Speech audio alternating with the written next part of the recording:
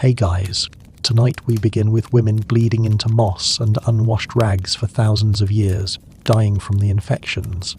While you might imagine ancient period care was just primitive, the reality was deadly bacteria from reused cloth, monthly exile as polluted, and silence that killed. So, before you get comfortable, take a moment to like the video and subscribe, but only if you genuinely enjoy what I do here. And let me know in the comments where you are tuning in from and what time it is for you. It is always fascinating to see who is joining us from around the world. Now, dim the lights. Maybe turn on a fan for that soft background hum, and let's ease into tonight's journey together. Picture yourself as a woman in ancient Egypt around 1500 BCE. You are menstruating. Your period has started and blood is flowing from your body. What do? The answer depends on your social class and resources. But even wealthy Egyptian women had options we would consider primitive and inadequate. If you are wealthy, you might use soft papyrus, sheets of papyrus softened and folded to absorb menstrual blood. You position the papyrus between your legs, held somewhat in place by your linen dress. The papyrus absorbs blood until it is saturated. Then what? You remove it, dispose of it, and replace it with fresh papyrus. This works somewhat better than nothing, but papyrus is expensive. Most women can't afford to use it for menstruation. If you are a common woman, a farmer's wife, a servant, a labourer, you can't afford papyrus for menstrual use. You might use rags if you have spare cloth, which most don't. More likely you use nothing. You simply bleed. Blood runs down your legs, soaks into your linen dress, drips onto the ground as you walk. You are constantly aware of the blood, constantly worried about visible staining, constantly uncomfortable. The Egyptian heat makes everything worse. Blood dries quickly on your skin and in your pubic hair, becoming sticky and foul-smelling. Flies are attracted to the blood. You are working in fields or doing household labour while menstruating, sweating heavily, with blood and sweat mixing on your skin. The discomfort is intense, chafing, itching, the constant wetness and then stickiness as blood dries. You have no understanding of infection or hygiene. If you are using any material to absorb blood, you might reuse it without proper washing. You might wash it in the Nile, the same water used for drinking, cooking, and waste disposal. The material never gets truly clean. Bacteria accumulates. You develop vaginal infections that cause burning, itching, and foul-smelling discharge. You think this is just how women's bodies are: painful, uncomfortable, shameful. According to research by Dr. Jenna Healy at the University of Connecticut on ancient menstrual practices, Egyptian medical papyri mention menstruation primarily as a source of ritual pollution rather than providing practical management advice. Women were considered ritually unclean during menstruation. You might be excluded from certain religious activities or spaces, but the texts offer little guidance on actually managing menstrual blood, suggesting women were expected to simply endure it privately with whatever resources they could improvise. Let's move to ancient Greece, around 400 BCE. You are an Athenian woman. Menstruation is considered both a natural process and a source of pollution. Greek physicians have theories about menstruation. They believe it is the body purging excess blood, that menstrual blood is toxic waste that must be expelled monthly to prevent the female body from being poisoned by its own humours. What do you use for your period if you are wealthy? You might use soft wool or cloth folded into pads. The wool absorbs blood, but it is difficult to clean.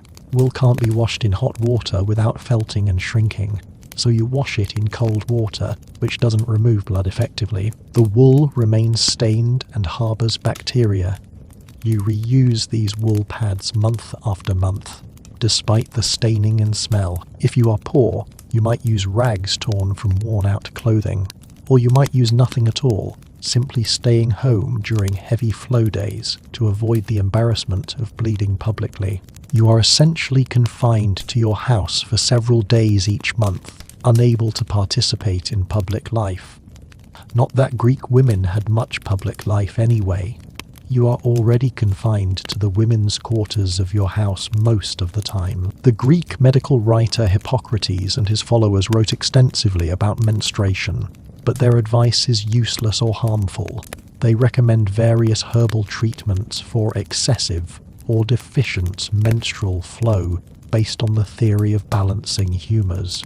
If your periods are painful, which they often are because of the chronic infections from poor hygiene, doctors might prescribe bloodletting from other parts of your body or harsh laxatives to balance the flow of humours. These treatments make you weaker and sicker. You are taught that menstrual blood is dangerous. It can supposedly sour wine, kill crops, dull mirrors, rust iron. You are told your menstrual blood has poisonous properties. This creates intense shame about your natural bodily function. You hide all evidence of menstruation, dispose of bloodied material secretly, never speak about your periods. The silence and shame mean women don't share information about management techniques. Each woman suffers alone, improvising solutions in isolation. Metrodora, a woman in Athens, historical records place her around 200 to 400 CE. Though the cultural attitudes were similar in earlier periods, wrote what may be the oldest surviving medical text by a woman, according to analysis by medical historian Dr. Helen King at the Open University. Metrodora's writings mention menstrual difficulties and pain, but offer little practical advice on managing menstrual flow. Even a woman, doctor writing for women, couldn't overcome the silence and shame surrounding practical menstrual care. The focus was on treating problems like amenorrhea, absent periods, or excessive bleeding, not on helping women manage normal menstruation comfortably. Now, let's examine ancient Rome around 100 CE. You are a Roman woman. Roman culture has absorbed Greek medical theories, but added its own layer of superstition and disgust regarding menstruation. The Roman natural historian Pliny the Elder wrote that menstruating women could kill crops, rust iron, drive dogs mad, and cause other calamities through their mere presence. Menstrual blood is considered uniquely toxic. What do you use during your period? Roman women of means use wool pads or cloth folded into absorbent shapes. These are held in place by a subligaculum, a kind of undergarment that is like a loincloth. The pad is positioned against your vulva. The subligaculum ties to keep it somewhat in place, but it shifts when you move. Blood still leaks around the edges. Your inner tunic, the tunic worn against your skin, still gets stained. You wash these pads in cold water, scrubbing with some form of soap or cleaning agent, but blood is difficult to remove, especially menstrual blood, which contains more than just blood. It is also uterine lining, mucus, vaginal secretions. The pads never get fully clean. They remain dingy brown, red. They smell, no matter how much you wash them, and washing them is labor. You are the one doing it if you are not wealthy enough to have slaves do it. If you have slaves, they're the ones handling your blood-soaked pads, washing them, preparing them for reuse. If you are a poor woman, a slave, or a prostitute, you might have nothing. You bleed into your tunic, or directly into the street, if you are wearing nothing underneath your outer garment. Prostitutes face particular challenges. They need to continue working during menstruation because they can't afford to lose income. They might use sponges soaked in vinegar inserted into the vagina to absorb blood and mask the smell. But these sponges cause irritation and infections.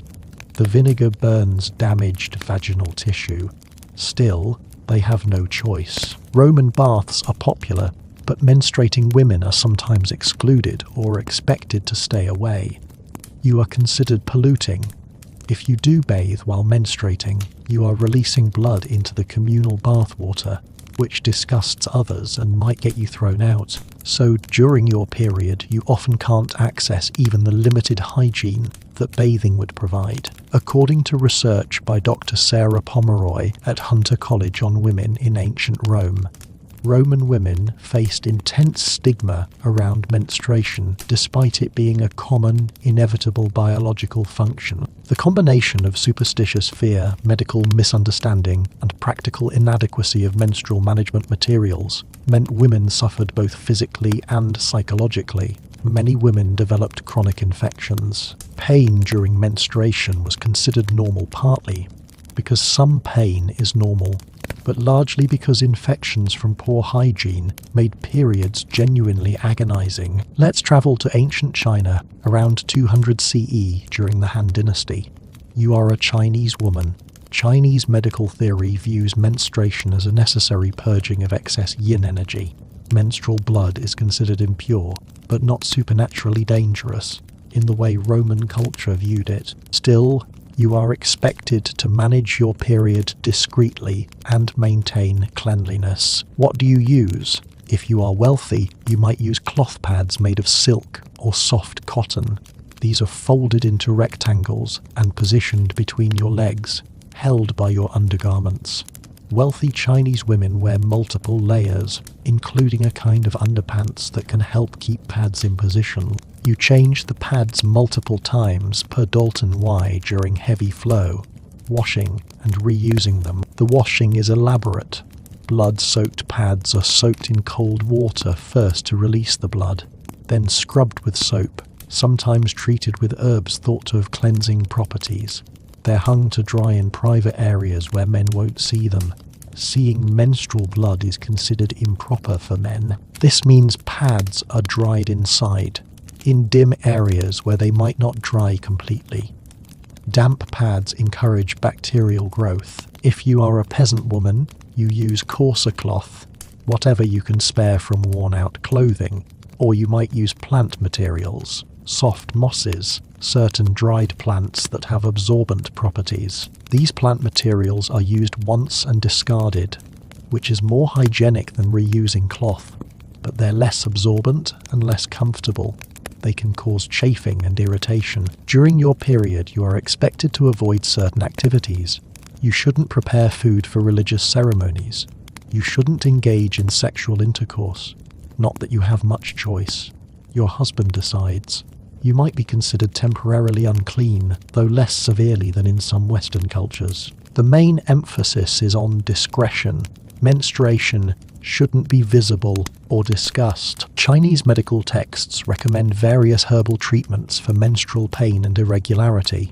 Some of these herbs actually help ginger for cramping, certain warming herbs that might improve blood flow, but there is no effective treatment for the infections caused by poor menstrual hygiene. You suffer chronic discomfort, accepting it as the female condition. Li Qingzhao, a renowned Song dynasty poet who lived 1084 to 1155 CE, later than the Han period, but reflecting similar cultural attitudes, wrote poems that scholars have analysed for subtle references to physical suffering and women's private experiences. According to literary analysis by Dr. Stephen Owen at Harvard University, some of Li Qingzhao's imagery about flowers falling, autumn sadness, and bodily weariness may allude to menstruation and the burden of female biology. But even a celebrated female poet couldn't write directly about menstruation.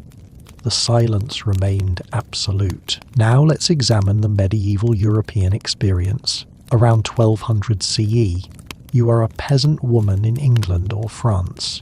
Christianity has added religious layers to existing shame about menstruation. You are taught that menstruation is a curse, the result of Eve's sin. Women bleed monthly as punishment for Eve bringing sin into the world. Menstrual blood is polluting. You are unclean during your period. What do you use? Rags. That is it. Cloth torn from old clothing, old bed linens, any fabric you can spare. These rags are folded and placed between your legs. If you are lucky enough to own brays, a kind of loose linen underpants, the brays help hold the rag in place. If you don't own brays, and many peasant women don't, you rely on your multiple skirt layers to hold the rag somewhat in position and hide any leakage. But the rags slip, They shift when you move, when you walk, when you work. Blood soaks through them and into your chemise. The linen undergown worn next to your skin, then into your outer dress. You develop stains. The stains are visible to others, marking you as menstruating, causing shame and sometimes ostracism. You wash the rags in cold water because fuel to heat water is precious. Cold water doesn't remove blood effectively. You scrub the rags against rocks or washboards, but the blood has set into the fabric, especially if you couldn't wash them immediately. The rags remain stained, dingy brown. You dry them and reuse them month after month, year after year. The same rags, never truly clean. The rags harbour bacteria. You develop infections, vaginitis, bacterial vaginosis, sometimes more serious uterine infections. Your vagina burns and itches. You have foul-smelling discharge. Menstruation becomes more painful because of the chronic inflammation, but you have no recourse. There are no doctors for peasant women's reproductive health. You simply suffer. During menstruation, you are excluded from certain religious activities. You can't take communion. You can't enter some sacred spaces. Some medieval theologians debated whether menstruating women should be allowed in church at all. You are considered ritually unclean, your presence potentially defiling holy spaces. This religious stigma deepens the shame.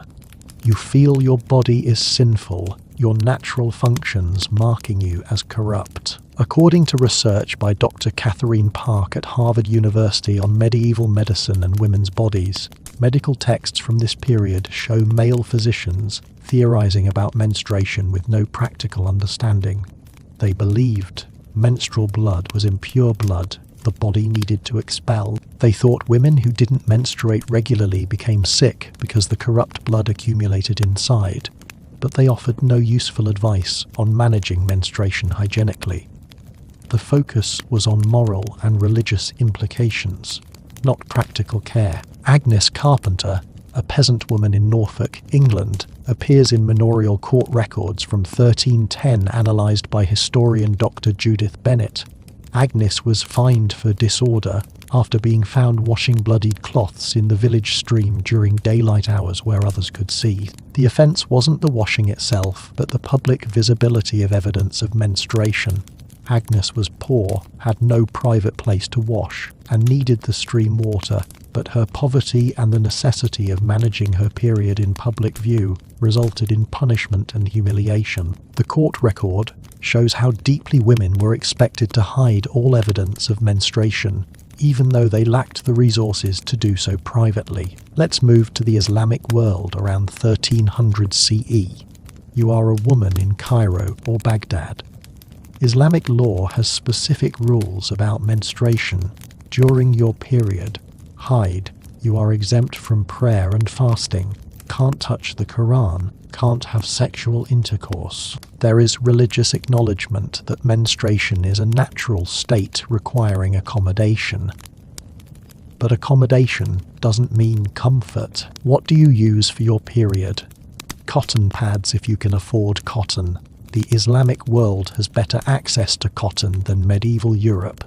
You fold cotton into absorbent rectangles, position them in your loose undergarments.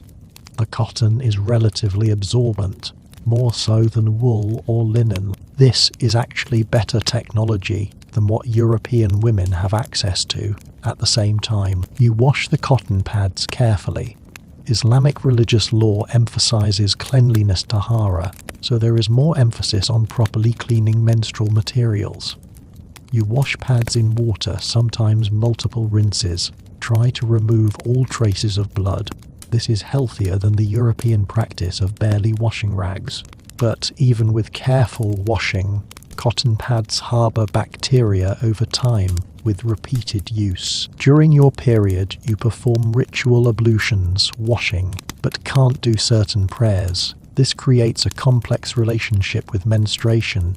It is acknowledged, accommodated, but you are still in a state of temporary impurity. You are not sinful for menstruating, unlike Christian theology. but you are in a state requiring you to wait before resuming full religious practice. Women in harems or wealthy households might have access to better materials, fine cotton, silk even, but most women are using whatever cotton they can spare, or coarser cloth if cotton is unaffordable. Peasant women might use wool or plant fibers, similar to women in other cultures. The heat is oppressive. You are in a hot climate wearing multiple layers of clothing, menstruating into cotton or cloth pads that become soaked with blood and sweat. The smell develops quickly in the heat. You are constantly aware of your own odour, constantly worried others can smell the blood on you. You change pads frequently if you have enough, but many women don't have sufficient materials and must make each pad last as long as possible. According to research by Dr. Avner Giladi at the University of Haifa on medieval Islamic childhood and women's lives, medical texts from the Islamic Golden Age show more scientific approach to menstruation than contemporary Christian texts. Islamic physicians like Ibn Sina, Avicenna understood menstruation as a natural process rather than a curse. But even with better medical understanding, women still lacked effective menstrual hygiene products. The practical reality of managing periods with cloth pads was the same: uncomfortable, imperfect, often leading to infections. Fatima bint Muhammad al-Fishri, a wealthy 9th century woman in Fez, in what is now Morocco, founded the University of Al-Qarawiyyin. According to historical research by Dr. Muhammad Akram Nadwi at the Oxford Centre for Islamic Studies, Fatima was one of many educated women in early Islamic history. Yet, despite education and wealth, even women like Fatima had to manage menstruation with the limited technology available: cloth pads, frequent washing hoping to avoid infections. Wealth could buy better materials but couldn't overcome the fundamental inadequacy of the technology. Now let's look at the Renaissance period in Europe around 1500 CE. You are a woman in Italy or England. The Renaissance is celebrated for art, learning, scientific advancement. But it brings no advancement in menstrual care. You are still using rags. Women have been using rags for centuries, will continue using rags for centuries more. What is your experience? If you are wealthy, a merchant's wife, a noblewoman, you have multiple sets of menstrual rags. You might have rags designated specifically for menstruation, made from softer cloth. You have servants to wash them. This is better than washing them yourself, but it means servants know when you are menstruating. Servants handle your intimate bodily fluids. There is no privacy. The servant, probably a young girl or a lower status woman, collects your bloodied rags. She soaks them in cold water, scrubs them, wrings them out, hangs them to dry in some discreet location. She is handling your blood, your secretions. She might be disgusted. She might gossip with other servants about your cycle, your flow, your hygiene. Your most intimate bodily process is known and discussed by household staff. If you are middle class, you wash your own rags. This means hauling water, soaking the rags, scrubbing them by hand, drying them. You are menstruating, probably feeling crampy and unwell, and you have to perform this labour. The cold water, the repetitive scrubbing, your hands become red and sore, and you are touching your own blood repeatedly, being confronted with evidence of your body's secretions in a culture that teaches you. This is shameful. If you are poor, you might have only 1 or 2 rags total. You wash one while using the other, alternating, or you might use the same rag for days without washing, because you don't have a spare and can't wait for drying time. The rag becomes stiff with dried blood, crusty, foul, smelling. You are essentially wearing a piece of rotting organic matter against your vulva.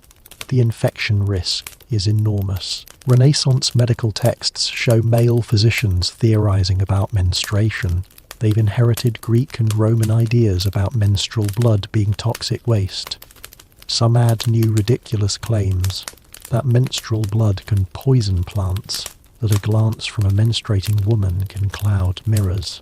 These educated men are writing nonsense while women suffer with inadequate menstrual care. According to research by Dr. Monica Green at Arizona State University on medieval and early modern gynecology, medical knowledge about menstruation in this period was actually regressing in some ways. Earlier medieval texts by women practitioners contained more practical information. Renaissance medicine became more theoretical, more divorced from women's actual experience. Male physicians theorized about female bodies they never examined.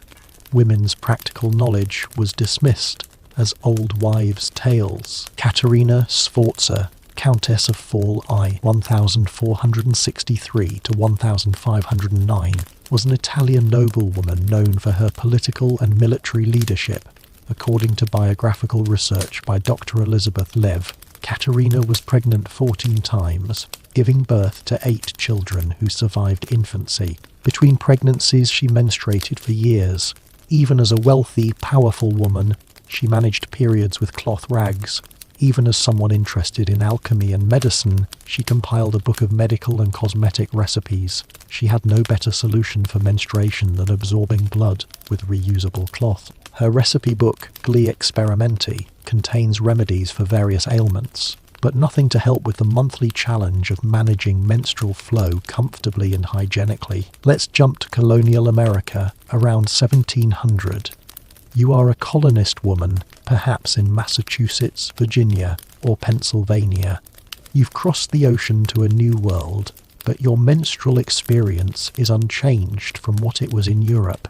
You are still using rags. Life in the colonies is hard. You are doing physical labor, farming, cooking, cleaning, hauling water, tending animals. You are menstruating while doing this brutal work. The rags slip. Blood soaks through. You are self-conscious, uncomfortable, and exhausted. Your body aches from cramps and labor combined. You have limited fabric. Every scrap of cloth is precious. You can't spare much for menstrual rags. You might have 3 or 4 rags total. Using one, washing one, keeping the others ready. They're torn from worn-out clothes, old sheets. Whatever fabric is too threadbare for other uses. The fabric is rough, often scratchy against your tender genital tissue. Washing the rags is another chore in your endless list of chores. In summer, you might wash them in a stream or creek.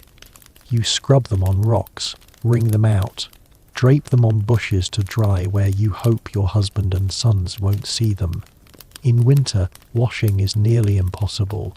Water freezes. You can't wash menstrual rags in freezing water outdoors.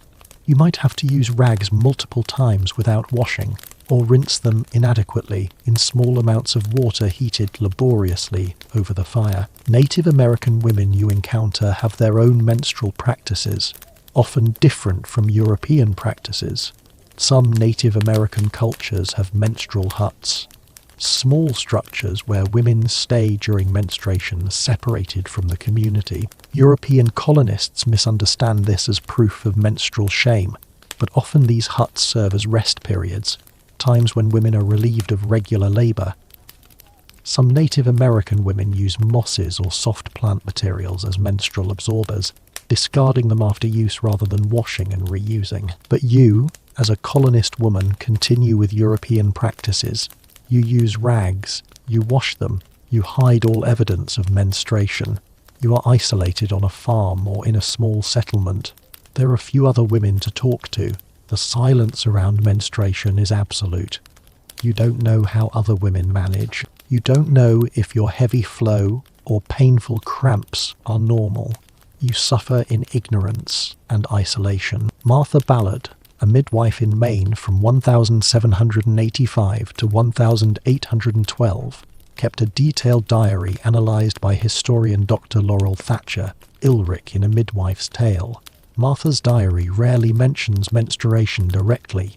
Such was the silence around the topic, but she records women's reproductive health issues, difficult births, miscarriages, women's complaints that were never specified. Reading between the lines, many women's complaints were likely infections from poor menstrual hygiene, pelvic pain from chronic inflammation, and other suffering that women endured silently. Martha herself menstruated for decades while doing exhausting midwifery work, traveling in all weather, delivering babies in primitive conditions. She managed her own periods with rags while helping other women through reproductive crises. Now let's examine the 19th century around 1850. You are a woman in Victorian England or America. This is supposedly a time of progress, but menstrual care has barely changed. You are still using rags, but now with an additional layer of Victorian shame and prudery. The Victorian era is obsessed with propriety and shame about bodies. Menstruation is unmentionable. It is called the curse, being unwell, monthly illness, anything but menstruation.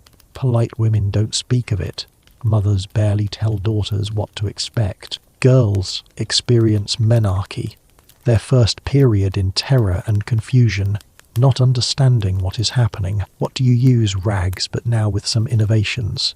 If you are middle class or wealthy, you might use diaper, like cloth contraptions. Layered cloth sewn into pad shapes, sometimes with ties to attach to a belt worn around your waist. These homemade pads are bulky, visible under dresses, uncomfortable, but they stay in place better than loose rags. You might wear a sanitary apron, a rubberized or waterproof cloth garment worn under your dress to prevent blood from leaking through and staining your outer clothes.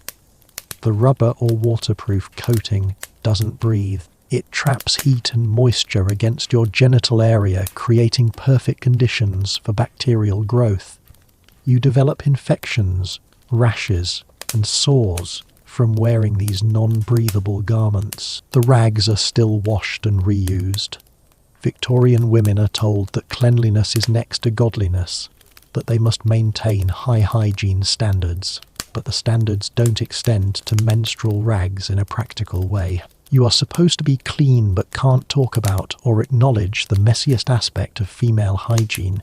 You wash your menstrual rags in secret, hide them while they dry, never let anyone know you menstruate. Victorian fashion makes menstruation worse. You are wearing corsets that compress your abdomen and internal organs. Menstrual cramps become more painful when your uterus is compressed and can't contract normally. You are wearing multiple layers of petticoats and heavy skirts. If blood leaks through your pad, it must soak through your chemise, your drawers if you wear them. Many Victorian women don't wear underpants, your multiple petticoats, before staining your outer dress. The layers trap blood-soaked fabric against your skin. The moisture and blood create chafing, infections, and terrible discomfort. You are expected to maintain normal activities during menstruation, but Victorian medical advice tells you not to exert yourself, not to bathe. Water might enter your body and cause illness, not to wash your hair. You are given contradictory advice that makes menstruation even more uncomfortable. Rest but continue all duties. Maintain cleanliness, but don't bathe. According to research by Dr. Elaine Showalter at Princeton University on Victorian women's health, the combination of silence, shame, and inadequate hygiene technology created tremendous suffering. Women developed serious infections. Some developed chronic pelvic inflammatory disease from repeated infections. Some became infertile. Some died from infections that spread to become sepsis or from toxic shock syndrome, not yet identified, from materials left in place too long. But the suffering remained invisible and unspoken. Emily Dickinson, the American poet 1830 to 1886, lived most of her life in seclusion, according to biographical analysis by Dr. Lyndall Gordon. Some scholars speculate whether chronic illness might have contributed to her reclusiveness. Dickinson menstruated for approximately 30 years from puberty to menopause around age 50. That is roughly 360 periods managed with cloth rags in secrecy and shame. Her poems contain imagery of pain, constraint, and private suffering. Whether or not this relates to menstruation, the reality is that even an educated, wealthy woman like Dickinson had no better option for period management than absorbing blood with reusable cloth. that never got truly clean. Let's look at working class women in the Industrial Revolution. Around 1860, you are a factory worker in Manchester, England, or Lowell, Massachusetts. You work 12 to 14 hour shifts in a textile mill or other factory. You are standing at machines all day. You are menstruating. You can't take breaks when you need to change your menstrual rag. Break times are fixed, brief, and insufficient. Your rag becomes saturated with blood. You feel the wetness. You know blood is leaking through, but you can't leave your machine. The supervisor will dock your pay or fire you for leaving your station. You bleed through your clothes. The blood soaks through your underclothes. If you have any many working class women don't own undergarments through your dress. The other workers see the stain. They know you are menstruating. You are mortified but helpless. You continue working, standing in wet, bloodied clothes, for hours until your shift ends. When you finally get a break, you go to the privy, a communal toilet shared by dozens of women. There is no privacy, just a row of seats with no dividers or worse, a trough. You remove your saturated rag in view of other women. You have no fresh rag with you. You couldn't carry spares to work. You wring out the blood-soaked rag as best you can, reposition it, and return to work wearing the same rag, still damp with blood. At the end of your shift, you walk home in bloodied clothes. You are exhausted, cramping, and humiliated. You wash your rags in cold water in your crowded tenement, where you share living space with family or other boarders. There is no privacy for this intimate task. You hang the washed rags to dry in the communal space, or near the window, wherever you can find room. The factory work doesn't stop for menstruation. You can't afford to miss work. You'll be fired, and you need the pittance you earn to survive. So you work through cramps, through heavy flow, through the discomfort and humiliation. Your body is a machine's attendant, and the machine doesn't care about your biology. According to research by Dr. Patricia Vatinsky at the University of British Columbia on women's bodies and physical activity in the Victorian era, working-class women's experiences of menstruation were particularly brutal. They had the worst materials, rags torn from already threadbare clothes, the worst working conditions, unable to take breaks to manage flow, and the worst living conditions. No privacy for washing, insufficient water. Many developed serious reproductive health problems. Factory work records show women being fired for uncleanliness, when they bled through clothes, or for taking unauthorized breaks to change rags. Mary Paul, a young woman who worked in the Lowell textile mills in the 1840s to 50s, wrote letters home that have been preserved and analysed by historian Dr. Thomas Dublin. Mary's letters describe the harsh conditions, long hours, poor pay, exhaustion. She never mentions menstruation directly. Woman didn't write about such things, but she references being unwell and having female complaints that made work difficult. Reading between Victorian circumlocutions, Mary was almost certainly describing the challenge of managing periods while working brutal factory hours with no accommodations for women's biological needs. Now let's examine the first commercial menstrual products emerging in the late 1800s. Around 1888, the first mass-produced disposable menstrual pads appear. Johnson & Johnson's Lister's towels, marketed as sanitary napkins, finally progress. Except they fail commercially. Women are too embarrassed to purchase them. Asking a likely male store clerk for menstrual pads is unthinkably shameful. The products exist, but social shame prevents their adoption. You are a woman in 1890. You've heard about these new sanitary napkins advertised discreetly in women's magazines. You are intrigued.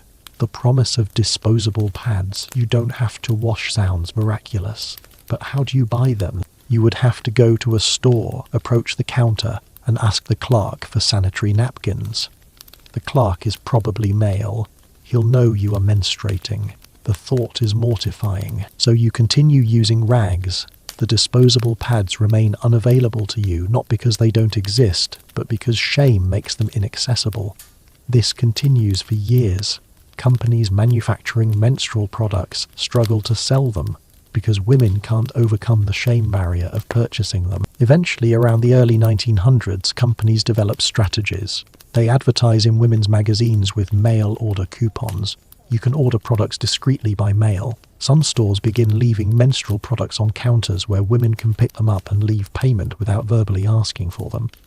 Slowly, gradually, the new products become accessible, but even these early disposable pads have problems. They're bulky and visible under clothing. They attach to a belt worn around your waist. The pad hangs down from front and back straps, positioned between your legs. The belt is uncomfortable. The straps show through clothing. The whole contraption is awkward and can slip out of position. The pads themselves are made of cotton wool wrapped in gauze. They're somewhat absorbent but not very effective. Blood still leaks through. They're expensive. Many women can't afford to buy disposable products and continue using rags. Even when better products exist, poverty prevents many women from accessing them. According to research by Dr. Shara Vostral at Purdue University on the history of menstrual hygiene technology, the transition from homemade rags to commercial products took decades and was impeded primarily by shame. The technology existed, but cultural attitudes prevented women from accessing it. Women were literally willing to continue suffering with inadequate rags rather than face the embarrassment of purchasing menstrual products. The shame that surrounded menstruation actively harmed women's health and quality of life. Let's look at the early 20th century, around 1920. You are a young woman in the era of flappers and increasing female independence. World War I has just ended. Women are entering the workforce in new roles, wearing shorter skirts, becoming more physically active. But menstruation remains a limiting factor. You are using commercial menstrual pads now, if you can afford them. The Kotex brand has launched, marketed to women as a modern hygienic solution. The pads are made from cellucotton, the same material used for wartime bandages. They're more absorbent than cotton, more disposable, more convenient. This is genuinely an improvement, but they're expensive. A box of 12 Kotex pads costs significant money, equivalent to multiple hours of wages for working women. You try to economize, using each pad as long as possible, perhaps still supplementing with homemade rags on lighter flow days. You are caught between old and new, wanting modern convenience, but constrained by cost. The pads are bulky, even though skirts are shorter and clothes are less restrictive than Victorian fashion. The pads are visible. You can see the pad's outline through your dress. You are self-conscious. Boys and men can tell when you are wearing a pad, therefore know you are menstruating. The humiliation continues in new forms. You still use the belt system, a sanitary belt worn around your waist with clips or pins to attach the pad. The belt is uncomfortable, especially if you are active. If you are playing sports, tennis perhaps, or swimming, the belt digs into your waist. The pad shifts and bunches. Active women are particularly frustrated. They want to participate in physical activities, but their period technology restricts them. Tampons exist. They were invented in the 1930s, but face even more intense stigma than pads. Tampons are inserted into the vagina. Religious leaders, doctors, and social conservatives warn that tampons will destroy virginity, encourage masturbation, are immoral. Young women are often forbidden from using tampons. The internal period management that would allow real freedom is available but socially restricted. According to research by Dr. Lara Friedenfeld, historian of women's health and author of The Modern Period, the early 20th century was a period of transition and contradiction. Technology improved, but social attitudes lagged behind. Women had access to better products but faced economic barriers and social stigma. Advertising for menstrual products had to be extremely circumspect, using euphemisms, never showing the actual products, never being explicit about their use. The silence and shame persisted even as the material conditions improved. Gertrude Adele, who became the first woman to swim the English Channel in 1926, had to manage menstruation while training and during her record-breaking swim. According to biographical research, female athletes of this era faced particular challenges. They needed to be physically active but had limited options for period management during activities. Some reportedly used sea sponges or early tampons despite social stigma during swimming. Others scheduled competitions around their cycles when possible, or simply suffered through competing while menstruating with inadequate protection. Adele's achievement came despite, among other obstacles, having to manage a female body in an era when periods were still considered disabling. Let's examine different cultural practices around the world in the early 20th century. Because while industrialized nations were developing commercial products, much of the world continued traditional practices. You are a woman in rural India around 1930. Your menstrual practices are shaped by Hindu traditions that consider menstruation polluting. During your period, you are separated from the family. You can't cook. You'd pollute the food. You can't enter the temple. You can't touch religious objects. You sleep separately. You are isolated for the duration of your period, living in a separate space or separate part of the house. This happens every month for most of your adult life. What do you use? Cloth, old sari fabric torn into strips. You fold these strips and position them in your undergarments or wrapped in your sari folds. The cloth absorbs blood until saturated. You wash the cloth in cold water, away from the family water supply, in a separate vessel designated for washing menstrual cloths. The cloth is dried in hidden locations where it won't be seen, behind the house, inside in dark corners, wherever you can keep it private. The climate is hot. Blood-soaked cloth develops strong odours quickly. You are constantly changing, washing, drying cloth strips. The work is endless and exhausting, and you are doing this while being treated as temporarily untouchable. You are isolated at a time when you might need support and comfort. The separation has some positive aspects. Rest from normal duties, respite from cooking and housework, but it is enforced separation based on viewing your body as polluting. The message is clear. Your menstruating body is unacceptable, unclean, unwelcome in normal family life. Many girls and women develop infections from inadequate hygiene. Access to clean water for washing cloths is limited, especially in drought conditions or in areas with water scarcity. The cloth is washed but not properly cleaned.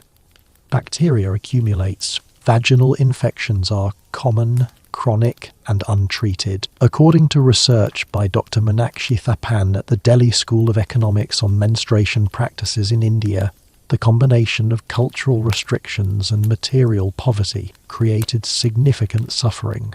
Women were isolated, using inadequate materials, developing chronic infections. These practices continued well into the late 20th century and still persist in some rural areas. Traditional attitudes about menstrual pollution prevented improvements in menstrual hygiene for decades after better products existed. In rural Africa, practices vary by region and culture, but many commonalities exist.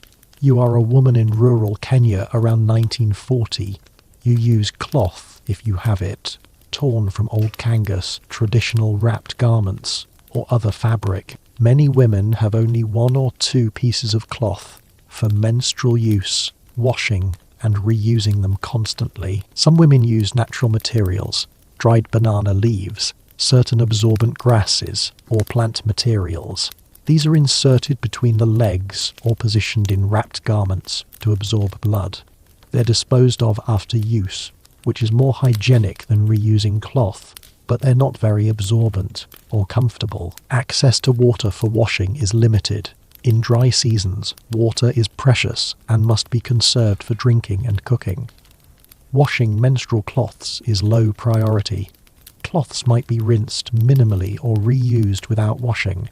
the infection risk is enormous. Some communities have menstrual huts, structures where women stay during menstruation away from the village. These might provide rest and female community, or they might be isolating and uncomfortable, depending on the specific cultural practice. But regardless, menstruation removes you from normal life each month. Young girls often lack information about menstruation. Menarche comes as a frightening surprise. Girls might think they're dying, might be given minimal information and rough cloth, then expected to manage. The trauma of first menstruation in ignorance affects girls' relationship with their bodies for life. According to research by Dr. Inga T. Winkler at Columbia University on menstrual stigma and human rights, lack of menstrual hygiene management, in developing countries continues to be a significant barrier to girls' education and women's full participation in society. Girls miss school during periods because they lack adequate materials and privacy. Women are excluded from work and social activities. The menstrual practices that women throughout history suffered continue to affect millions of women in the 21st century. Now let's examine the evolution through mid to late 20th century. You are a woman in 1960s America. The modern disposable pad has improved significantly. It is more absorbent, less bulky, has adhesive strips to stick to underwear instead of requiring a belt. Tampons are widely available and increasingly socially acceptable. You are part of the first generation of women who can manage periods relatively comfortably. You can swim during your period using tampons. You can wear light-coloured clothes without terror of leaking. You can go about daily activities without the pad visibly bulking through your clothes. This is revolutionary, but challenges remain. Tampons come with risks. Toxic shock syndrome, TSS, a life-threatening bacterial infection associated with tampon use, is identified in the 1970s to 80s. Women die from TSS, caused by leaving tampons in too long, or using super-absorbent tampons that create bacterial breeding grounds. The technology that freed women from external pads can kill if used incorrectly. Advertising still can't show blood. Menstrual product ads show blue liquid being absorbed, as if menstrual blood is too shocking to depict accurately.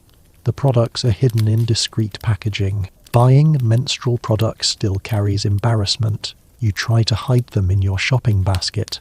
Feel awkward at the checkout. Schools don't provide adequate education.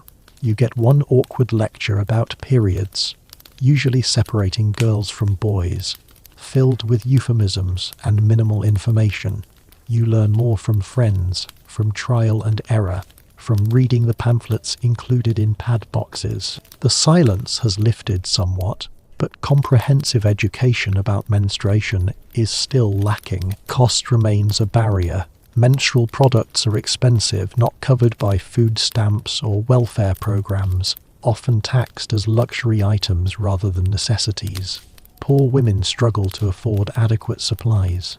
Some use products longer than recommended, risking infection and TSS. Some use improvised alternatives, toilet paper, rags, paper towels, because they can't afford commercial products. According to research by Dr. Shara Vostral, even in the late 20th century with widely available commercial products, stigma and barriers persist.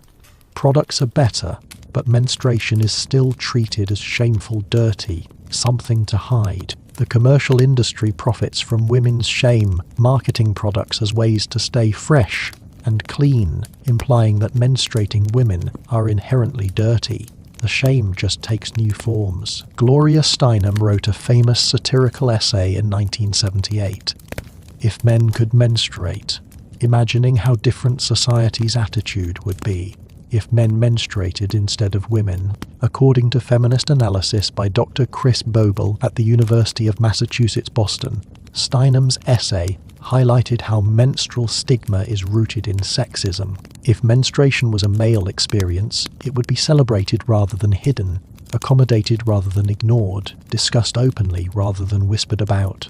The fact that menstruation is female is why it has been stigmatized throughout history. Let's examine one more historical period, the experiences of women in extreme circumstances. During the Holocaust, around 1943, you are a Jewish woman in a concentration camp. You are starving, worked to exhaustion, living in nightmarish conditions, and you are menstruating. Or you are not, because extreme starvation often causes amenorrhea, absence of periods. If your period continues despite starvation, you have nothing. No rags, no materials, no privacy, no water for washing. You bleed into your clothes, the same ragged, filthy clothes you wear constantly. Blood runs down your legs. You are already covered in filth, lice, dirt, excrement from the appalling sanitation condition. Menstrual blood is just another layer of degradation. The guards and camp system make no accommodation for menstruation. You can't ask for materials. You have nothing to use. If you are forced to stand for hours during roll call, blood pools in your shoes. If you are doing forced labor, blood soaks through your clothes and draws flies in summer. Many women's periods stop entirely. The extreme starvation and stress cause hormonal shutdown. In some ways this is a relief, one less horror to endure, but it also signals how severely your body is damaged. When the body is starving, it shuts down non-essential functions. The cessation of periods means your body is in crisis. According to testimony collected by researchers at Yad Vashem and the USC Shoah Foundation, women survivors rarely spoke about menstruation in their immediate post-war testimonies. The subject was too intimate, too shameful to discuss, even among the multitude of horrors they did describe. Only decades later did some survivors begin mentioning menstruation, describing the humiliation, the lack of any materials, the relief when periods stopped, the fear that periods stopping meant permanent damage. Or consider women in the military during World War II. Women serving in various capacities had to manage menstruation in challenging circumstances. You are a woman in the US Women's Army Corps, WOC, or similar organization. You are doing military work, sometimes in combat zones or forward areas. You are menstruating. The military issues supplies you get menstrual pads, probably Kotex or similar brands. But you are in the field, maybe in a war zone, with limited privacy and facilities. You need to change your pad in a tent shared with other women, or in an outdoor latrine with no privacy. You dispose of used pads in whatever sanitation facilities exist, burning them in barrels, burying them, whatever is possible in field conditions. If you are on a ship or submarine, rare for women, but some served in naval capacities, disposal is even more challenging. Used pads must be stored until they can be properly disposed of, creating odor and hygiene issues in confined spaces. The men you serve with might make crude jokes. You are trying to do serious military work while managing the monthly reminder that you are female in a male-dominated environment. According to research by Dr. Melissa Messian at the University of Arizona on women in World War II, women's military service was groundbreaking, but challenging. Women were proving they could do traditionally male work, but they still had female biology to manage with inadequate support. The military made minimal accommodations, essentially telling women to handle it privately and not let it affect their work. Women did manage, they always had, but the burden was entirely on them. Let's examine the specific terror of first menstruation, menarche, across different time periods, because this moment shaped girls' relationship with their bodies for life. You are a 13-year-old girl in medieval Europe, around 1300. You've been given no information about what to expect. Menstruation is too shameful to discuss. Your mother has not prepared you. One day, you feel wetness between your legs. You think you've urinated on yourself. You are embarrassed, confused. Then you see blood. You are bleeding from your genitals. You have no context for this. You think you are injured, perhaps dying. You are terrified. You hide the blood. You are too frightened and ashamed to tell anyone. You stuff rags between your legs, trying to stop the bleeding, but it continues. By the second day, You are panicking. You are still bleeding. You think you are dying and no one knows. Finally, someone notices your mother, an older sister, a servant. They tell you this is normal, this happens to all women, it will happen every month. You are shocked. Every month this horror will repeat monthly for decades. The information comes too late, after you've already been traumatized by thinking you were dying. Your mother gives you rags. She shows you how to fold them, position them, wash them. She tells you to hide all evidence, never let men see the rags, never speak of this. You are inducted into the silent sisterhood of menstruating women, suffering monthly, hiding all evidence, never acknowledging this central fact of female existence. According to research by Dr. Patricia Crawford at the University of Western Australia on early modern women's bodies, girls in pre-modern Europe typically received minimal preparation for menarche. The combination of shame, silence, and lack of medical knowledge meant girls experienced their first period with terror and confusion. Some girls thought they had wounded themselves. Some thought they were being punished by God for sins. The trauma of this experience, discovering you are bleeding without understanding why, affected girls' psychological relationship with their bodies and their femininity. Sarah Hale, who became a famous American author and editor, 1788 to 1879, later wrote in private letters analysed by historian Dr. Patricia Oker about her terror at menarche. Sarah was 14, had received no preparation, and thought she was hemorrhaging when her period started. She hid bloodied underclothes for 2 days before her mother discovered them and explained menstruation. Sarah wrote that the experience left her feeling betrayed by her body for this shocking development, betrayed by her mother for not preparing her, betrayed by God for making female bodies this way. She struggled with shame about menstruation for years, even as an educated adult woman. Let's look at the experience of different occupations and how menstruation affected women's work lives. You are a teacher in a one-room schoolhouse, rural America, 1880. You are 24 years old, unmarried. Most teaching positions require teachers to be unmarried. Marriage means dismissal. You are menstruating. You are standing in front of 30 students ranging in age from 6 to 16. You are wearing a heavy wool dress with multiple layers underneath. You are using a homemade cloth pad pinned to your undergarments. You feel the pad becoming saturated. You need to change it, but you can't leave the classroom. You are the only adult supervising all these children. You feel blood leaking past the pad. The wetness spreads. You know blood is soaking through your undergarments, potentially staining your dress. But you can't check, can't adjust, can't do anything without the students noticing. You stand at the front of the classroom, teaching grammar or arithmetic, while blood soaks through your clothing. A cramp hits, sharp, intense pain in your lower abdomen. You try not to wince, not to let the pain show on your face. The students can't know you are in pain. They can't know you are menstruating. You continue teaching through cramping that makes you want to double over. At lunch recess, you finally get a brief break.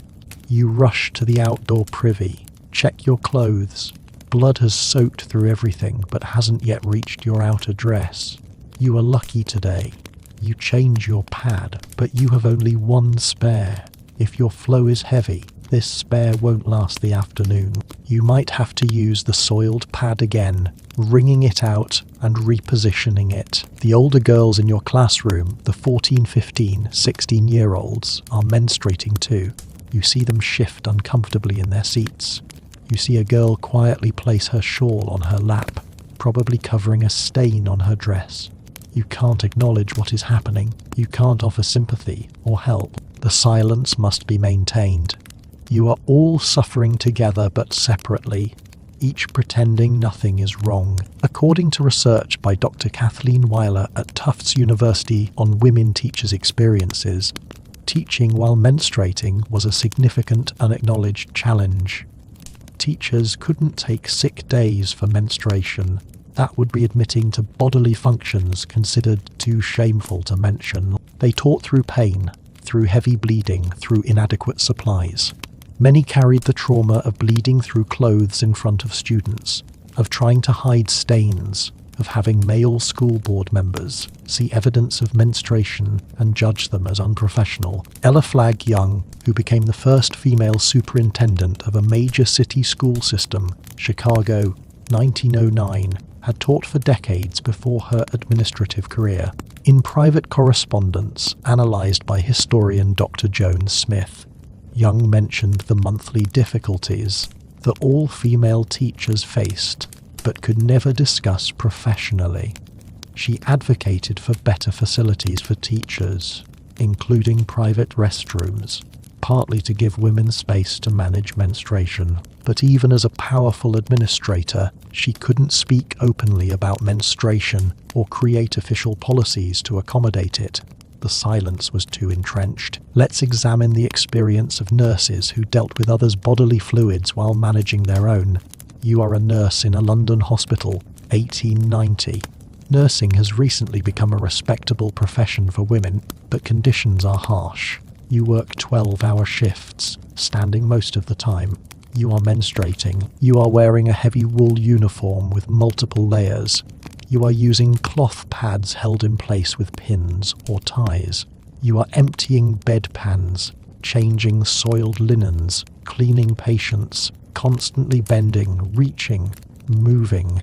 Your pad shifts with all this movement. You feel it bunching, slipping out of position. You are caring for male patients who need intimate care, bathing, toileting, wound care. You are performing these tasks while menstruating, while feeling your own blood soaking into your undergarments. The irony isn't lost on you. You are managing others' bodily functions while unable to properly manage your own. The hospital provides a brief break, 20 minutes to eat something. Use the toilet. You rush to the staff toilet, a single facility shared by 15 nurses. There is often a line. You wait desperately, needing to change your pad. When you finally get inside, you have only a few minutes. You change your pad quickly. Wrap the soiled one in paper, tuck it in your pocket to dispose of later. There is no appropriate disposal facility. You wash your hands in the single small sink and rush back to your ward. By the end of your shift, you are exhausted, cramping, and your pad is saturated again.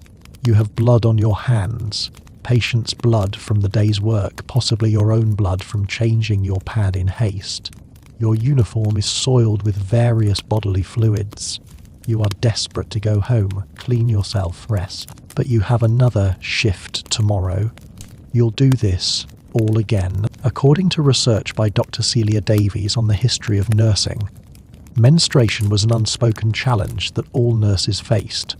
The profession required women to be clean, proper, and professional while doing work that involved constant contact with bodily fluids and constant physical exertion. Nurses menstruated through shifts, usually with inadequate breaks to manage flow. Many nurses developed chronic gynecological problems, infections from inadequate hygiene, painful periods exacerbated by the physical demands of nursing, reproductive health issues from years of physically demanding work during menstruation. Florence Nightingale, the founder of modern nursing, 1820 to 1910, suffered from a chronic illness later in life that kept her bedridden. Some medical historians, including Dr. Monica Bailey, have speculated that her illness may have been partly related to gynecological problems, possibly chronic pelvic inflammatory disease, from years of nursing in poor sanitary conditions.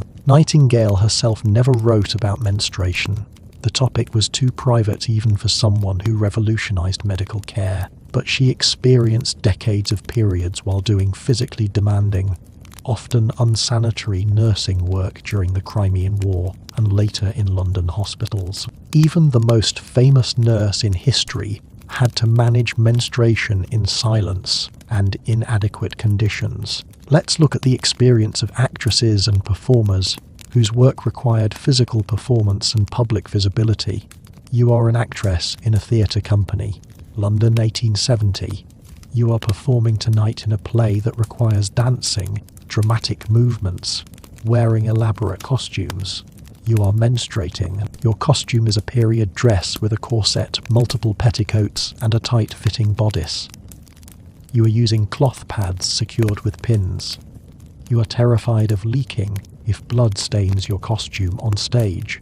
Visible to the entire audience, your career could be ruined. The scandal of visible menstruation on stage would mark you as disgusting, unprofessional, possibly unemployable. You stuff extra padding between your legs more than you'd normally use, creating bulk that might be visible through your costume, but is better than the alternative of leaking. You wear a dark-coloured underskirt to hide any stains. You hope the stage lighting won't reveal wet spots if you do leave. You perform through cramping. A dance number requires energetic movement. You are leaping, spinning, bowing. Each movement shifts your makeshift pad. You feel it slipping. You feel wetness spreading. But you can't stop, can't check, can't adjust. The show continues. You smile, sing, dance, while internally panicking about whether blood is leaking through your costume. After the performance, you rush backstage to check. Your underclothes are soaked with blood, but miraculously it hasn't reached your outer costume. Tonight you were lucky, but you've performed other times when you weren't lucky, when you discovered bloodstains on your costume after a performance, when you worried audience members saw, when you felt humiliated despite having done nothing wrong except having a female body. According to research by Dr. Tracy Davis on actresses in Victorian theatre, menstruation was an occupational hazard that was never discussed but always present. Actresses couldn't miss performances for periods. Theatres ran on strict schedules. Understudies were rare. Missing a performance could mean dismissal. Actresses performed through pain, through heavy bleeding, through the terror of leaking in public. Some reportedly used opiates or other drugs to manage pain and get through performances, developing addictions in the process. Sarah Bernhardt, the famous French actress, 1844 to 1923, performed for decades in physically demanding roles that required energy, movement, and elaborate costumes. According to biographical research by Dr. Mary Louise Roberts, Bernhardt was known for her professionalism and dedication. She rarely missed performances.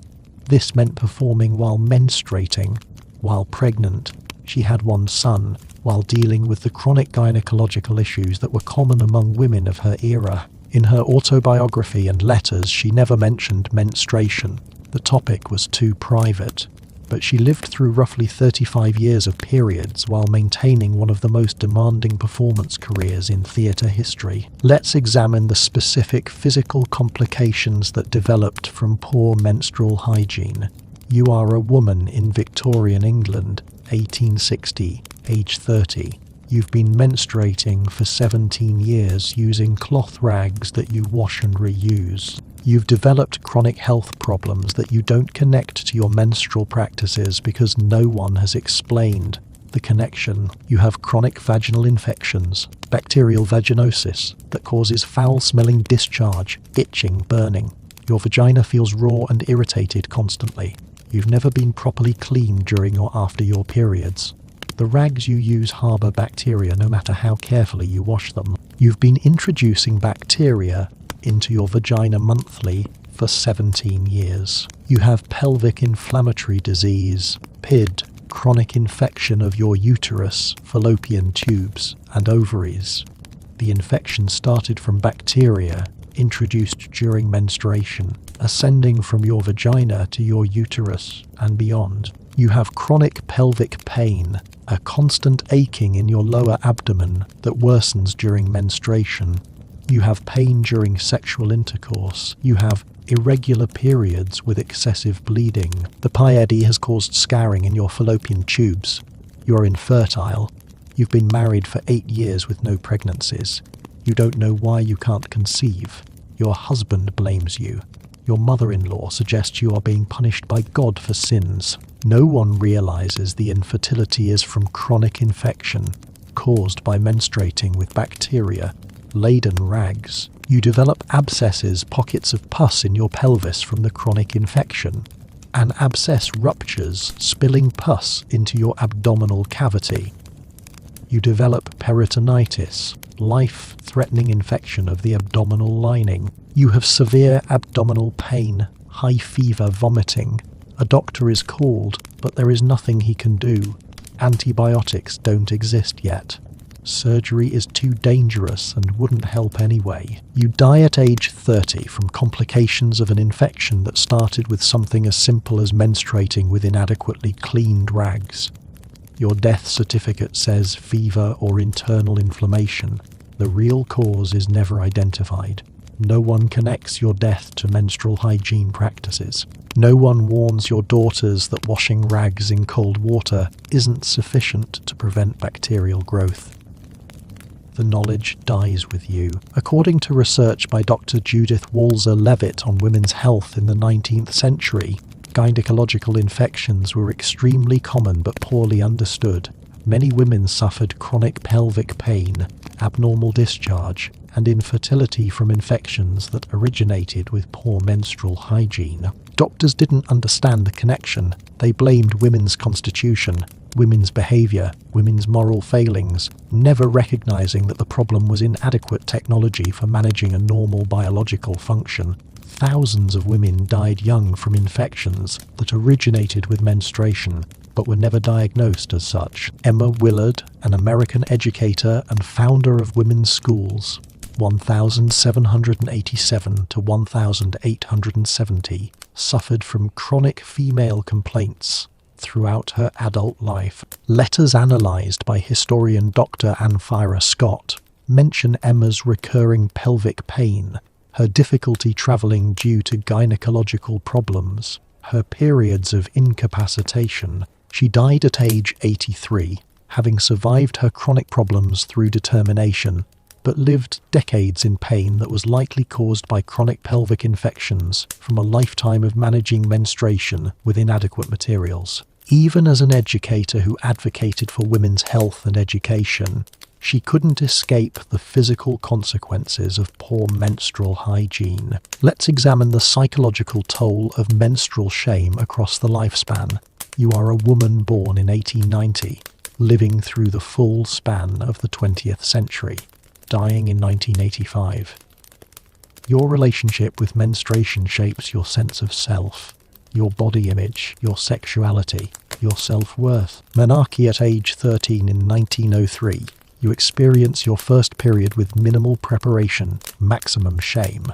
You are told this is the curse, evidence of women's fallen nature. You are given rags and told to hide all evidence. You internalize the message that your body is shameful, that the natural process of menstruation marks you as dirty and inferior. Adolescence through your 20s, 1903 to 1920. You menstruate monthly using homemade rags. Every period reinforces your shame. You are terrified of leaking in public, of anyone knowing you are menstruating. You miss school and social activities during heavy flow days because you can't risk the humiliation of bleeding through your clothes. You develop the habit of apologizing for your body. Feeling your femaleness is a burden. Your 30s and 40s, 1920s to 1940s, you are married, have children. Your periods stop during pregnancies, brief respites. But menstruation resumes between children and after childbirth. You are now using commercial pads, but the shame persists. You hide purchases, hide disposal, never mention menstruation to your husband or sons. Your daughters reach menarche, and you struggle to explain something you've been taught all your life is too shameful to discuss. You repeat the cycle of inadequate preparation because you don't have language or comfort to do better. Your 50s, menopause in the 1950s, your periods become irregular, then stop. You feel relief. The monthly ordeal is over, but you've internalized 40 years of shame. You've spent decades viewing your body as problematic, your natural functions as disgusting. This shapes how you experience aging, how you view yourself as a woman no longer menstruating. The shame doesn't end. It just shifts form. Your later years, 1960s to 1980s, you watch younger women, your granddaughters, have access to better products, more open discussion. You are both relieved for them and bitter about your own experience. You spent 40 years suffering with inadequate materials and crushing shame. They have tampons, can swim and exercise during periods. The unfairness of it, that you were born too early to benefit from this progress, hurts. But you can't talk about it because you still can't discuss menstruation openly, even in your 80s. According to research by Dr. Sophie Laws and Dr. Chris Boble on menstrual politics and psychology, the shame women internalized about menstruation affected their entire sense of self. Women who grew up in eras of intense menstrual stigma often carried that shame for life, even after social attitudes began to change. They had learned to view their bodies as problems, their natural functions as disgusting. This shame affected their sexuality, their confidence, their willingness to advocate for themselves in medical contexts. The psychological damage of menstrual stigma extended far beyond the physical challenges of managing periods. Let's examine the specific challenge of managing menstruation while traveling, because this was particularly difficult before modern products. You are a woman in 1850, traveling by stagecoach from Boston to Philadelphia, a journey of several days. Your period starts on day 2 of the journey. You are traveling with strangers, men and women you don't know, crowded into a stagecoach. You have a small bag with your belongings, including a few cloth rags for menstruation. You feel the bleeding start. You need to insert a rag, but there is no privacy, no way to manage this discreetly in the crowded coach. The coach stops at an inn for the night. You share a room with other female travellers. You change your rag quickly while others aren't looking. Wrap the soiled one in paper, hide it in your bag. You have no way to wash it.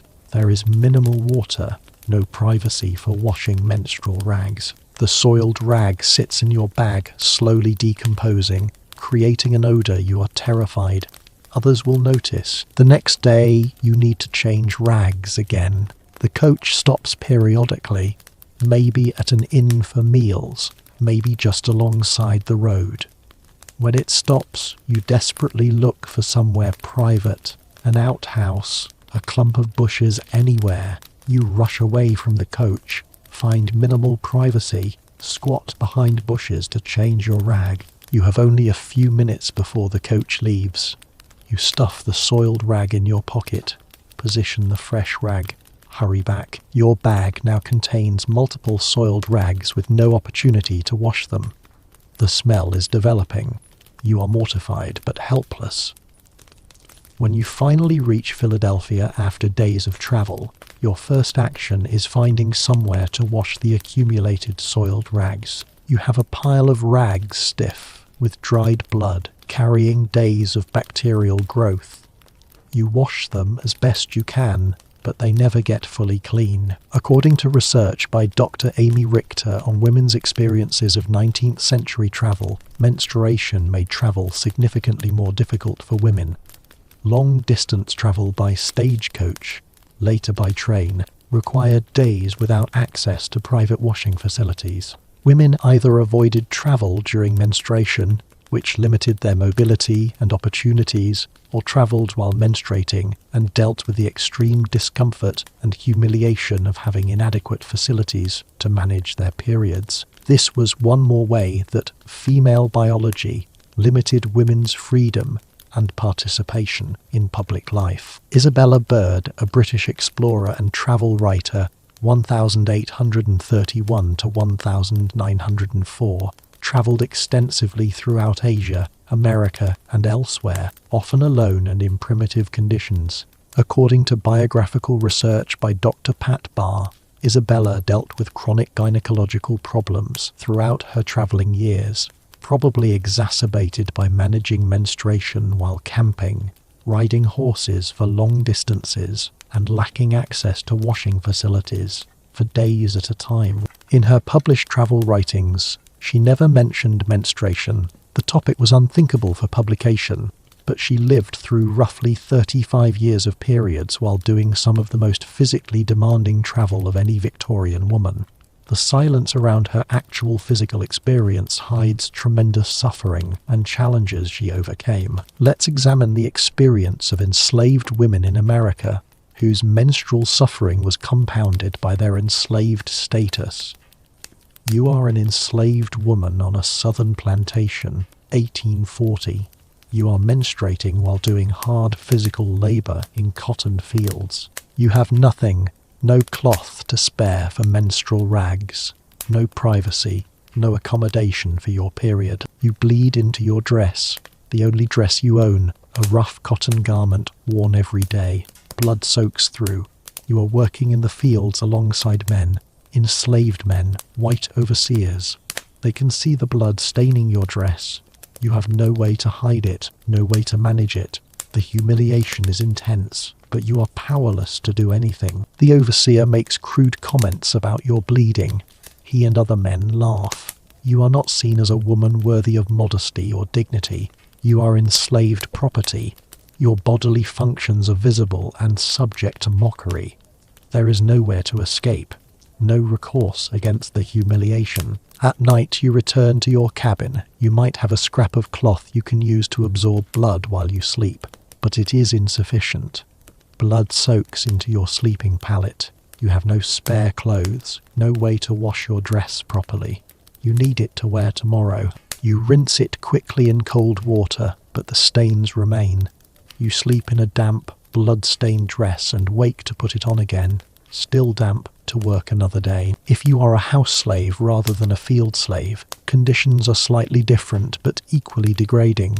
You are serving the master's family, cooking and cleaning, while menstruating. The mistress might give you a rag to use, or she might not. You are expected to maintain invisibility, to serve without any acknowledgement that you are a human with bodily functions. If you bleed through your clothes while serving dinner, you might be beaten for uncleanliness. According to research by Dr. Dinah Rami Berry and Dr. Darlene Clark Hine on enslaved women's experiences, menstruation was one of many ways enslaved women suffered gender-specific degradation. They had no resources for managing periods, no privacy, no protection from sexual assault, which was more likely during menstruation due to blood being visible. Some enslaved women were forced to do heavy work, even when menstrual cramps were debilitating. There was no accommodation, no mercy for the biological reality of being female.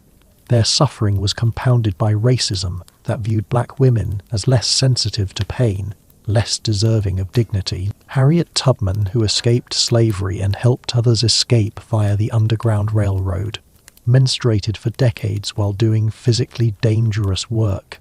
According to biographical research by Dr. Catherine Clinton, Harriet made approximately 13 missions to rescue enslaved people, traveling hundreds of miles on foot through woods and swamps, often in harsh weather.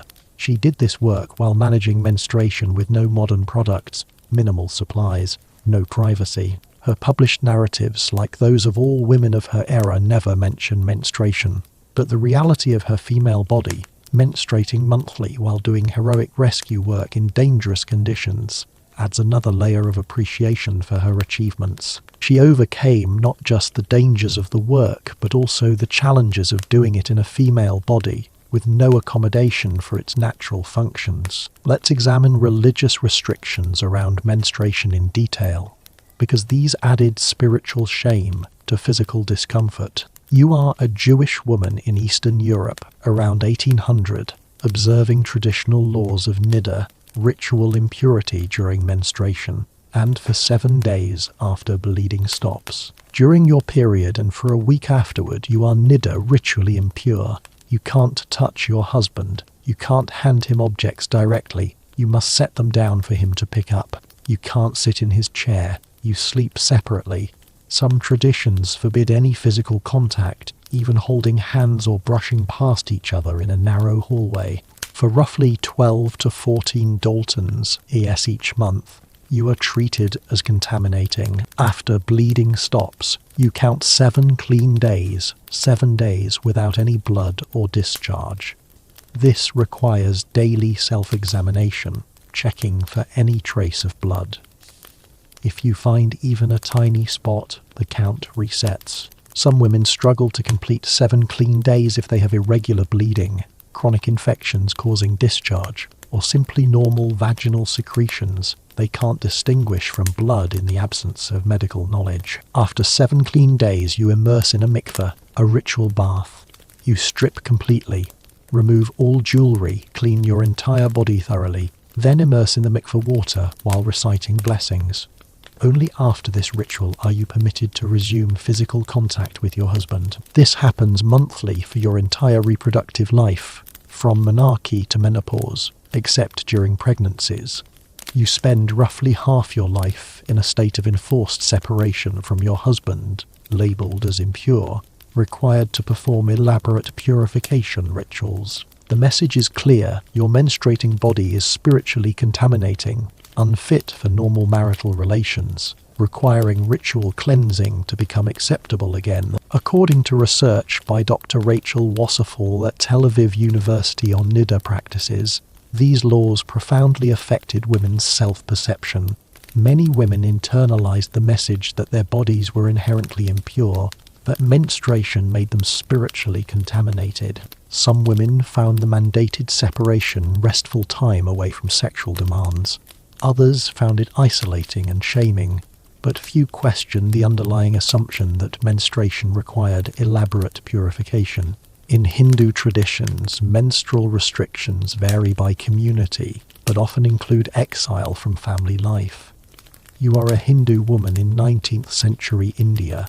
When your period starts, you are moved to a separate room or structure. You can't enter the kitchen or prepare food. You'd pollute it. You can't touch religious objects or enter the temple. You can't touch other family members. Some traditions forbid you from reading religious texts, touching plants. You'd kill them, or even seeing the sun. You sleep on a separate mat, eat from separate dishes, exist in isolation for 3 to 5 Dalton's IS. After bleeding stops, you bathe thoroughly, wash your hair, sometimes wash all the clothes and bedding you used during menstruation. Only then can you rejoin family life. This happens monthly, every month, for decades. You spend a significant portion of your life in imposed isolation, labelled as polluting. For very poor women, maintaining these restrictions creates additional hardship. If you live in a one-room dwelling, creating separation is impossible. You might sleep in a corner with a curtain, separating you, or outside, if weather permits. If you are so poor you can't spare water for the required post-menstrual bath and laundry, you remain in a state of ritual impurity longer, further stigmatized. According to research by Dr. Meenakshi Thapan on menstrual practices in South Asia, these religious restrictions were justified as protecting the menstruating woman. She needs rests, or protecting others from pollution. But the effect was to deeply stigmatize menstruation, to teach girls that their bodies were polluting, that their natural functions made them temporarily unfit for normal life. Many women internalized this, experiencing shame about their bodies that lasted beyond their menstruating years. Let's look at the efforts of early reformers who tried to improve menstrual care. Mary Kenner, an African-American inventor, developed the sanitary belt with an adhesive pocket in the 1950s, a significant improvement that kept pads in place better. But when she tried to market it, companies rejected her invention when they discovered she was black. Her patent expired before she could profit from an invention that could have helped millions of women. According to research on women inventors by Dr. Autumn Stanley, many inventions by women related to menstrual care, childbirth, and domestic work were ignored, stolen, or credited to men. Women knew what they needed: better menstrual products, more comfortable designs, more affordable options. But women lacked the business connections, capital, and respect to bring their inventions to market. Male-dominated companies controlled the menstrual product industry, profiting from products women invented while often excluding the inventors themselves. Aranakala Muruganantham, an Indian social entrepreneur, invented a low-cost sanitary pad-making machine in the early 2000s after learning his wife used filthy rags because they couldn't afford commercial pads. His work brought affordable pads to rural Indian women, but note, it took a man noticing women suffering for action to be taken. Women had been suffering for centuries, knew exactly what they needed, but lacked the power to create large-scale solutions. When a man took up the cause, he was celebrated as a hero. He deserves credit for his work, but the underlying dynamic reveals how women's suffering was ignored until a man chose to address it. Let's examine the specific experience of women in different climate extremes. You are a woman in the Arctic, perhaps an Inuit woman in northern Canada, around 1850. You are menstruating in an environment of extreme cold, where water freezes and hygiene is challenging. You use moss, animal fur, or soft leather to absorb blood. These materials are somewhat effective but difficult to clean in freezing conditions. You might rinse them in ice-cold water or snow, but they don't get truly clean. You dry them near the fire inside your dwelling, but the small enclosed space means the smell of drying menstrual materials is noticeable to everyone sharing the space. Your clothing is heavy layers of fur and leather designed to protect against cold. Managing menstruation through these layers is challenging.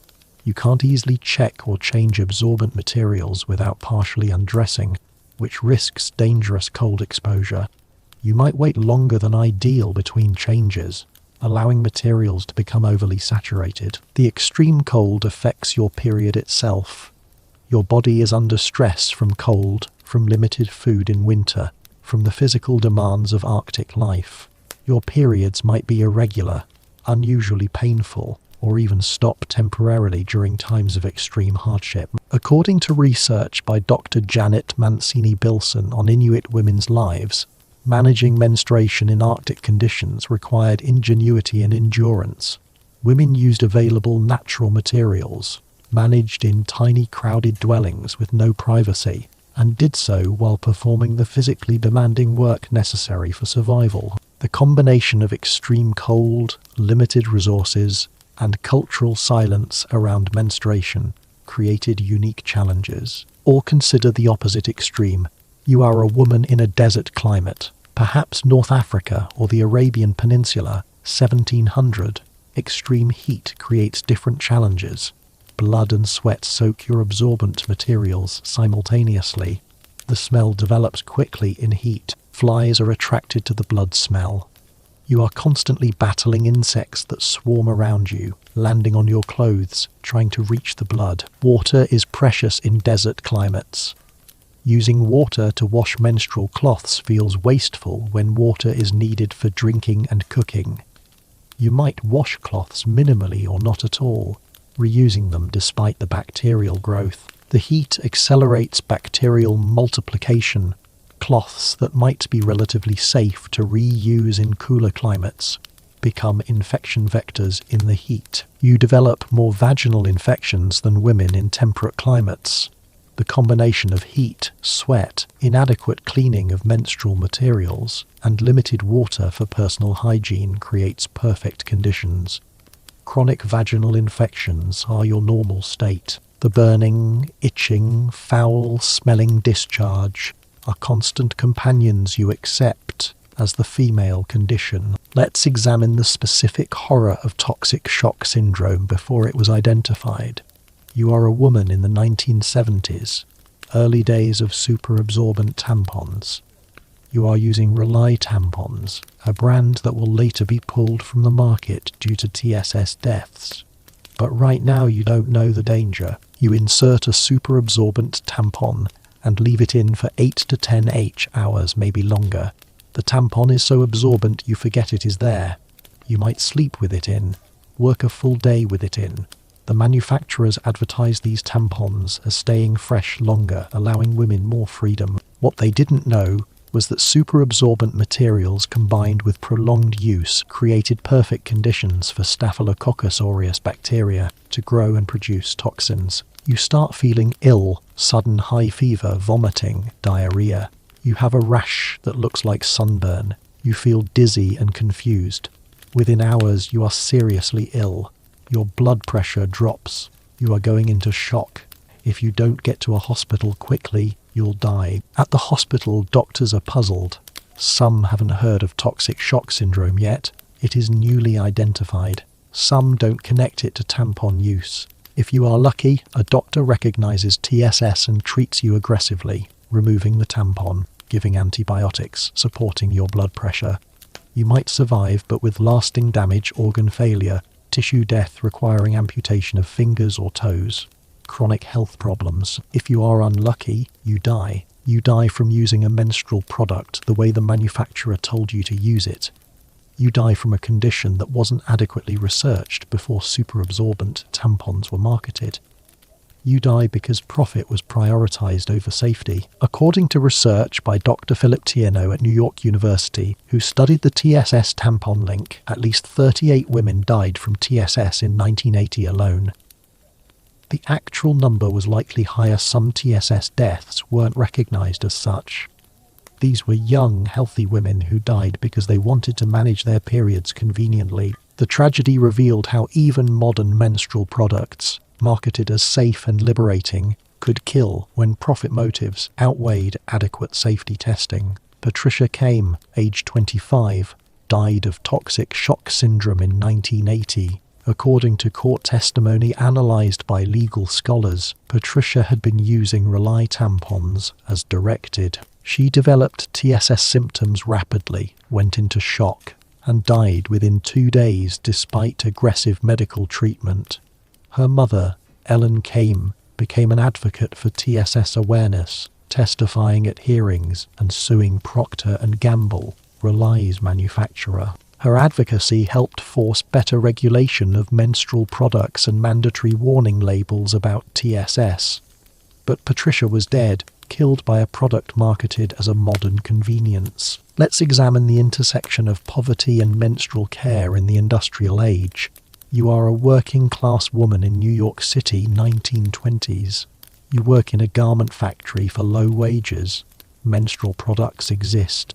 Kotex pads are available in stores, but they're expensive relative to your wages. A box of 12 pads costs money you need for food and rent. You try to economize. You buy the pads, but use each one longer than recommended until it is completely saturated and starting to smell. You supplement with homemade rags torn from old clothes, washed and reused. The rags are less absorbent and less comfortable than commercial pads, but they're free. During heavy flow days, you might use both a commercial pad on top, homemade rags underneath as backup. This creates uncomfortable bulk. The layers shift and bunch as you work. You are constantly aware of the makeshift padding between your legs, constantly worried it is not sufficient to prevent leaking. You share a tenement apartment with your family, multiple people in a few rooms. There is no privacy for managing menstruation. You change your pad or rags in the shared bedroom, trying to be quick and discreet. You wash menstrual rags in the communal sink, hoping male family members don't see. You dry them near the radiator, or hung on a line in the cramped apartment where everyone can see them. Your younger sisters watch you manage menstruation this way. This is how they learn. Watching you improvise, hide, make do with inadequate resources. The poverty that forces you to choose between buying food and buying adequate menstrual supplies is passed down as your sisters learn they too must make do, must economize, must accept discomfort as normal. According to research by Dr. Kimberly Phillips, Fine on Working Class Life in the Early 20th Century, menstrual product costs were a significant burden for poor families. Women tried to stretch supplies, used homemade alternatives, or went without. Some women stayed home from work during heavy flow days because they couldn't afford adequate supplies to work safely. This meant lost wages, which increased poverty, creating a vicious cycle. Poverty made it harder to manage menstruation, and inability to manage menstruation kept women trapped in poverty. Rose Schneiderman, a labor organizer and women's rights activist, 1882 to 1972, advocated for better wages and working conditions for women workers. According to biographical research by Dr. Anneliese Orlik, Rose understood that women's specific needs, including the need to afford menstrual supplies, required higher wages and better workplace accommodations. But the labour movement, dominated by men, often overlooked these gender-specific issues. Rose spent decades fighting for women workers, herself managing periods while doing exhausting organising work, travelling constantly, speaking at rallies. She experienced the challenges she fought to address but couldn't speak about them directly due to prevailing stigma. Let's examine the experience of women in religious communities with strict modesty requirements. You are a woman in a strict Catholic convent. Around 1900, you've taken vows of poverty, chastity, and obedience. You are menstruating. The convent provides minimal supplies, rough cloth that the nuns share, washing and reusing communally. The modesty required in religious life makes managing menstruation even more challenging. You are not supposed to look at your own naked body. That would be immodest. You change your menstrual cloth by touch, trying not to look at your genitals, trying not to see the blood. You wash the soiled cloths in cold water, along with other nuns' cloths, in a communal laundry. You are handling other women's menstrual blood. They're handling yours. The combined menstrual cloths of dozens of nuns are washed together, dried in the convent laundry, redistributed. There is no individual ownership of menstrual supplies. This is part of the vow of poverty, but it means you are using cloths that have absorbed other women's blood, that carry bacteria from multiple women's bodies. You are expected to maintain your religious duties regardless of menstruation. You rise at dawn for prayers, attend multiple prayer services throughout the day, do assigned work, teaching, nursing, domestic labour. If you have severe cramps, you are expected to offer up the suffering as penance, to continue your duties through pain. Complaining about menstrual discomfort would be seen as weak, as too focused on the body rather than the spirit. Some orders have regulations about menstruation based on old ideas about impurity. You might be forbidden from preparing communion bread while menstruating. You might be excluded from certain sacred spaces. Even in religious communities supposedly focused on spiritual rather than physical matters, menstruation marks you as unclean. According to research by Dr. Carmen Manjan on women in religious orders, nuns faced unique challenges managing menstruation in communal living situations. With vows of poverty and modesty, they had minimal supplies, limited privacy, and religious ideology that taught them to ignore bodily needs. Many nuns developed chronic health problems, including gynecological infections. Their suffering was supposed to bring them closer to God, but in reality, it just made their already difficult lives harder. Let's examine early menstrual education efforts and how inadequate they were. You are a girl in 1920s America receiving hygiene education at school. This is progressive. Some schools are starting to teach girls about menstruation rather than leaving them completely unprepared. But the education is minimal and shame-filled. Boys are sent out of the room.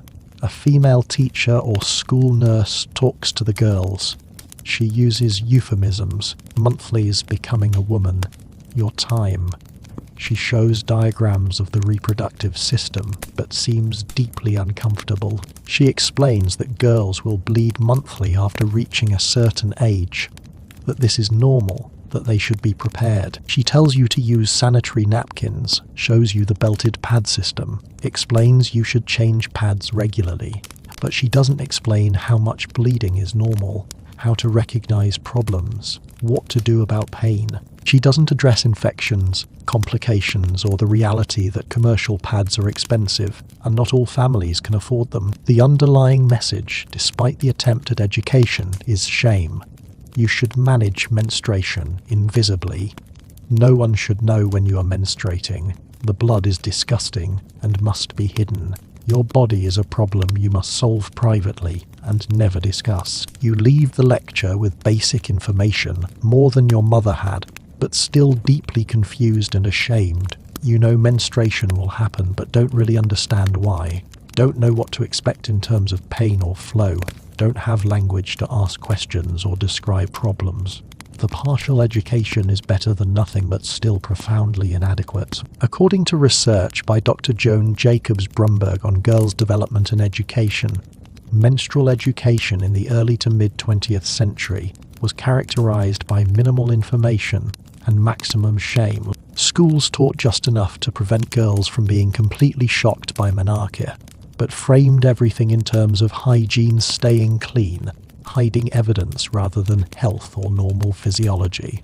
This approach perpetuated shame while providing insufficient information for girls to manage periods comfortably or recognize health problems. The Walt Disney Company produced an educational film, The Story of Menstruation, in 1946, sponsored by Kotex. According to analysis by cultural historian Dr. Brumberg, the film was shown to millions of girls in schools and was many girls' primary source of information about periods. The film explained basic biology but emphasized staying fresh, keeping your daintiness, and being careful not to let anyone know you are menstruating. It showed perfect animated girls managing periods with no discomfort, invisibly, while maintaining complete normality. This set unrealistic expectations and perpetuated the idea that menstruation should never affect your life. Any struggle meant you were failing at femininity. Let's examine the experience of athletes before appropriate menstrual products existed for active women. You are a competitive swimmer in the 1930s. You train seriously, hope to compete nationally or even in the Olympics. You are menstruating. Tampons exist, but are controversial, marketed primarily to married women, considered inappropriate for virgins. If you use them as a young unmarried athlete, people might question your morality or your virginity. But external pads are impossible for swimming. You are caught between inadequate options. If you use tampons, you are anxious about them leaking during competition. Early tampons aren't as reliable as modern ones. You might have visible blood in the water. You might stain your white swimming costume. The humiliation would be career-ending. You'd be remembered as the girl who bled in the pool, not as an athlete. Some athletes reportedly used sea sponges, natural sponges inserted in the vagina to absorb blood. These work somewhat but have risks. Infection from reusing sponges, pieces of sponge breaking off and lodging in the vagina, inadequate absorption during heavy flow. But desperate athletes use desperate solutions. You might try to track your cycle and schedule competitions around it, but cycles aren't always predictable. If an important competition falls during your period, you compete anyway, using whatever inadequate protection you can find, and hope you don't leak publicly. Or you might be one of the athletes who pushes so hard in training that your period stops exercise-induced amenorrhea. In the short term, this seems like a benefit. No more monthly bleeding to manage around competition, but it is actually a sign that you are overtraining, that your body is under extreme stress. The long-term effects include bone density loss, infertility, and other health problems. But without good sports medicine knowledge, you don't understand the risks. According to research by Dr. Patricia Vatinsky on women in sport, female athletes in the early to mid-20th century faced unique menstrual challenges. They were doing vigorous physical activity that made periods more difficult to manage, but they lacked appropriate products. They faced stigma suggesting that athletic activity during menstruation was dangerous. Medical advice often told women to rest during periods, and they dealt with male coaches, officials, and competitors who might mock them if menstruation affected their performance. Female athletes had to be exceptional to succeed, and part of that meant managing menstruation invisibly despite inadequate technology. Gertrude Edel's 1926 English Channel swim. She was the first woman to swim the channel, took over 14 hours in cold water. According to biographical accounts, Female swimmers of her era used various improvised methods for managing periods during long swims.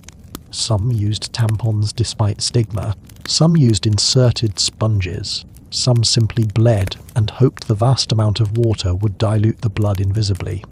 Edele's achievement, like those of all female athletes before modern menstrual products, required overcoming not just the athletic challenge, but also the challenge of managing a female body with inadequate support. Let's examine the specific experiences of women during wartime when resources were scarce.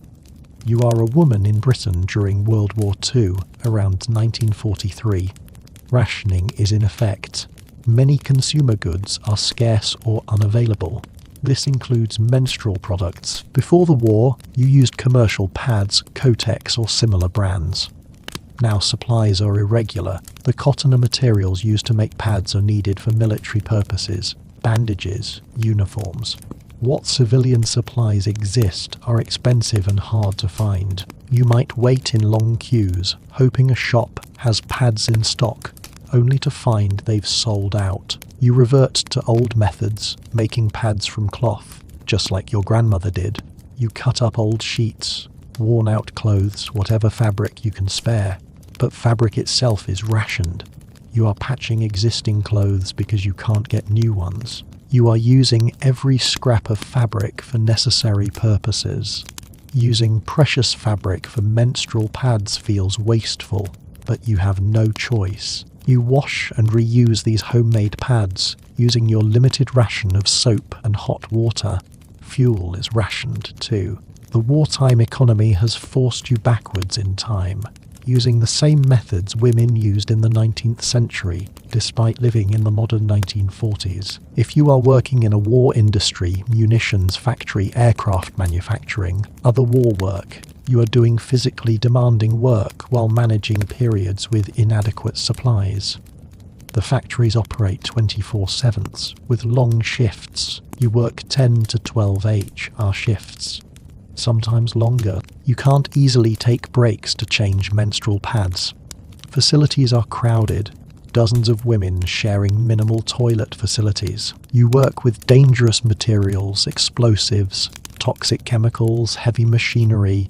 You need to concentrate for safety, but you are distracted by menstrual cramps, by awareness of your pad becoming saturated, by fear of leaking. Women die in industrial accidents during the war. Some of those accidents might have been partly caused by the distraction and discomfort of managing periods inadequately in dangerous work environments. According to research by Dr. Penny Summerfield on British women in World War II, the scarcity of menstrual products was rarely mentioned in wartime records, but was a significant practical problem. Women improvised, made do, suffered in silence. As always, the war effort depended on women's labour, but the specific needs of women's bodies were considered too minor to address officially. Women solved the problem themselves, individually, invisibly. Let's look at the experience of women in traditional societies where menstrual restrictions were strictly enforced. You are a woman in Nepal, subject to Chopadi, a tradition where menstruating women are exiled from the home to stay in a Chopadi hut. This practice continued in rural areas into the 21st century, despite being officially banned. When your period starts, you are sent to the Chopadi hut, a small, often poorly constructed shelter away from the family home. You stay there for the duration of your period, sometimes 4 to 7 Daltons ES. The hut might be barely shelter, rough walls, dirt floor, no proper door. In winter it is freezing. In summer it is stifling. You are given minimal food, considered too impure to share meals with the family. You eat alone from separate dishes kept for menstruating women. The food is often inadequate. You are hungry, but being hungry is part of the punishment of menstruation. You are vulnerable. The hut is isolated from the main house.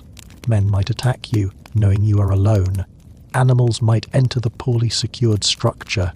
Girls and women have been assaulted, bitten by snakes, died from smoke inhalation, using fire for warmth in an unventilated space, or died from exposure to coal. They died because menstruation was considered so polluting that they couldn't be allowed to stay in the family home. You have minimal materials for managing menstrual flow. You might use old cloth, but the isolated hut has no facilities for washing. You might use leaves or other plant materials. You are uncomfortable, cold or hot, hungry, afraid and bleeding. For days you endure this, then return to the family home only after elaborate purification rituals. This happens every month, from menarche to menopause, roughly 35 years of monthly exile. Hundreds of times in your life, you are cast out of your home, forced to live in dangerous isolation because your body is performing its natural function. According to research by Dr. Radha Pardel, a Nepali activist against Chopadi, this practice has killed women and girls. In 2016, a 15-year-old girl named Roshani Tiruwa died in a Chopadi hut, likely from smoke inhalation while trying to stay warm. In 2017, a woman named Amber Bahora and her 2 young sons died in a Chopadi hut from smoke inhalation. Women continue to die because menstruation is considered so dangerous and polluting that extreme isolation is justified. The practice persists despite being illegal, showing how deeply menstrual stigma is embedded in some cultures. Let's examine the intersection of disability and menstruation. You are a woman with a physical disability that limits your mobility. Perhaps polio has left you unable to walk, and you use a wheelchair. It is 1950. Managing menstruation with limited mobility creates unique challenges. You can't easily reach your own genital area to position pads or check for leaking. You might need help from someone, your mother, a sister, a care attendant. This means your menstruation is not private. Someone else must help you manage it, see your blood, handle your body during an intimate process. Using a toilet is challenging. Your wheelchair might not fit in the bathroom. You might need help transferring to a toilet or commode. When you are menstruating, this means someone must help you with toileting while you are bleeding, must help you change your pad, must see and handle your menstrual blood. The lack of privacy and independence is profoundly degrading, even though you need the help. If you are institutionalized in a hospital or home for people with disabilities, conditions are worse. Staff might not change your pads frequently enough. You might lie in soiled pads for hours, developing infections and bed sores. Staff might be rough or careless, causing pain during pad changes. You have no control, no privacy, no dignity. The world isn't designed for wheelchair users. Public restrooms often aren't accessible. If you are out in public and need to change a pad, you might not be able to access a toilet.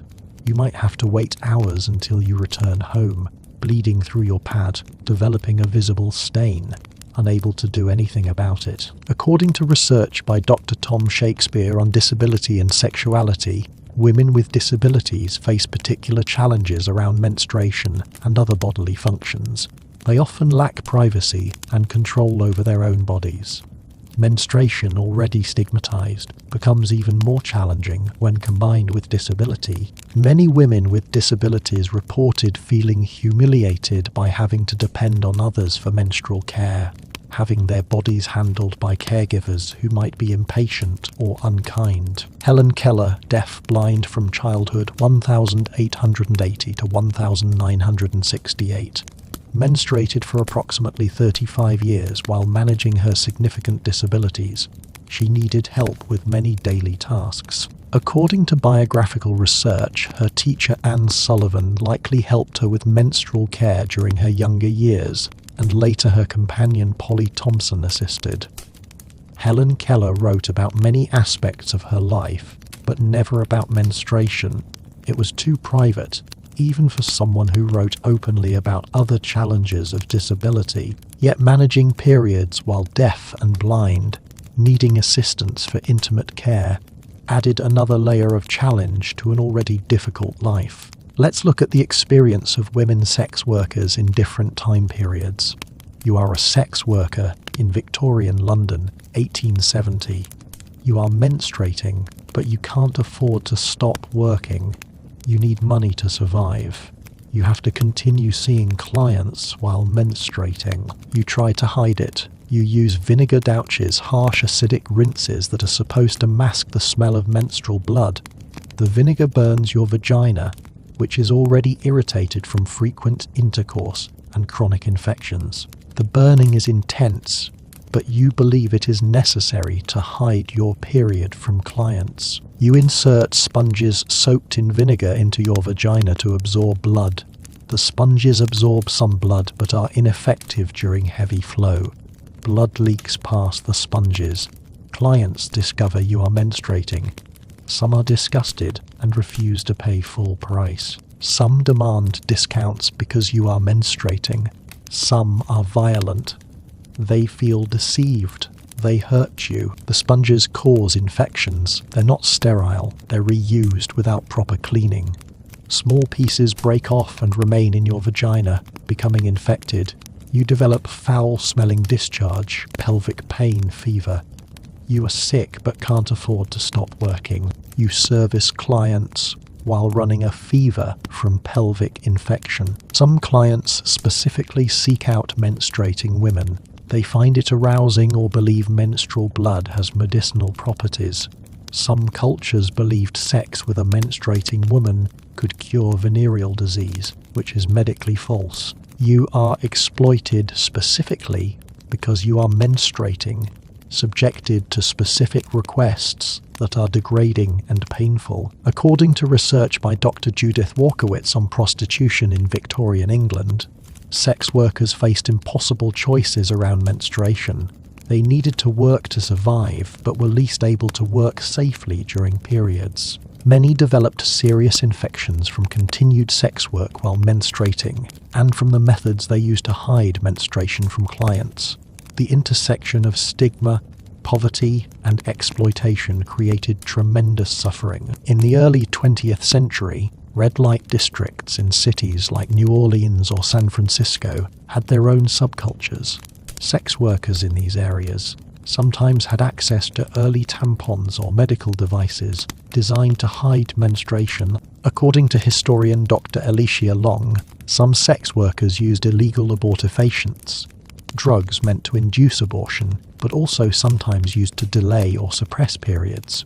These drugs were dangerous, sometimes causing hemorrhaging or death. But for sex workers who couldn't afford to stop working during menstruation, the risks seemed worth it. Let's examine the experience of women in mental institutions, where menstrual care was particularly negligent. You are a woman committed to an asylum around 1920. You might be genuinely mentally ill, or you might have been committed for being inconvenient, having an illegitimate child, being too outspoken, having depression or trauma labelled as hysteria. You are menstruating in the asylum. The staff provides minimal supplies, rough cloth or rags. These are shared among patients, washed in communal laundry with inadequate soap and water. You are essentially using cloth that has absorbed other patients' blood and bodily fluids. The infection risk is enormous. If you are in a locked ward considered dangerous or severely ill, you might not be given menstrual supplies at all. You simply bleed. Blood soaks your institutional dress, runs down your legs, stains the floors. Staff yells at you for being dirty, but they don't provide materials to manage your bleeding. You are punished for the natural function of your body that you have no means to manage. Some institutions use restraints, straitjackets, ties, locked isolation rooms. If you are restrained and you are menstruating, you can't change your own pad or rag. You lie in your own blood for hours or days until staff remembers to change you.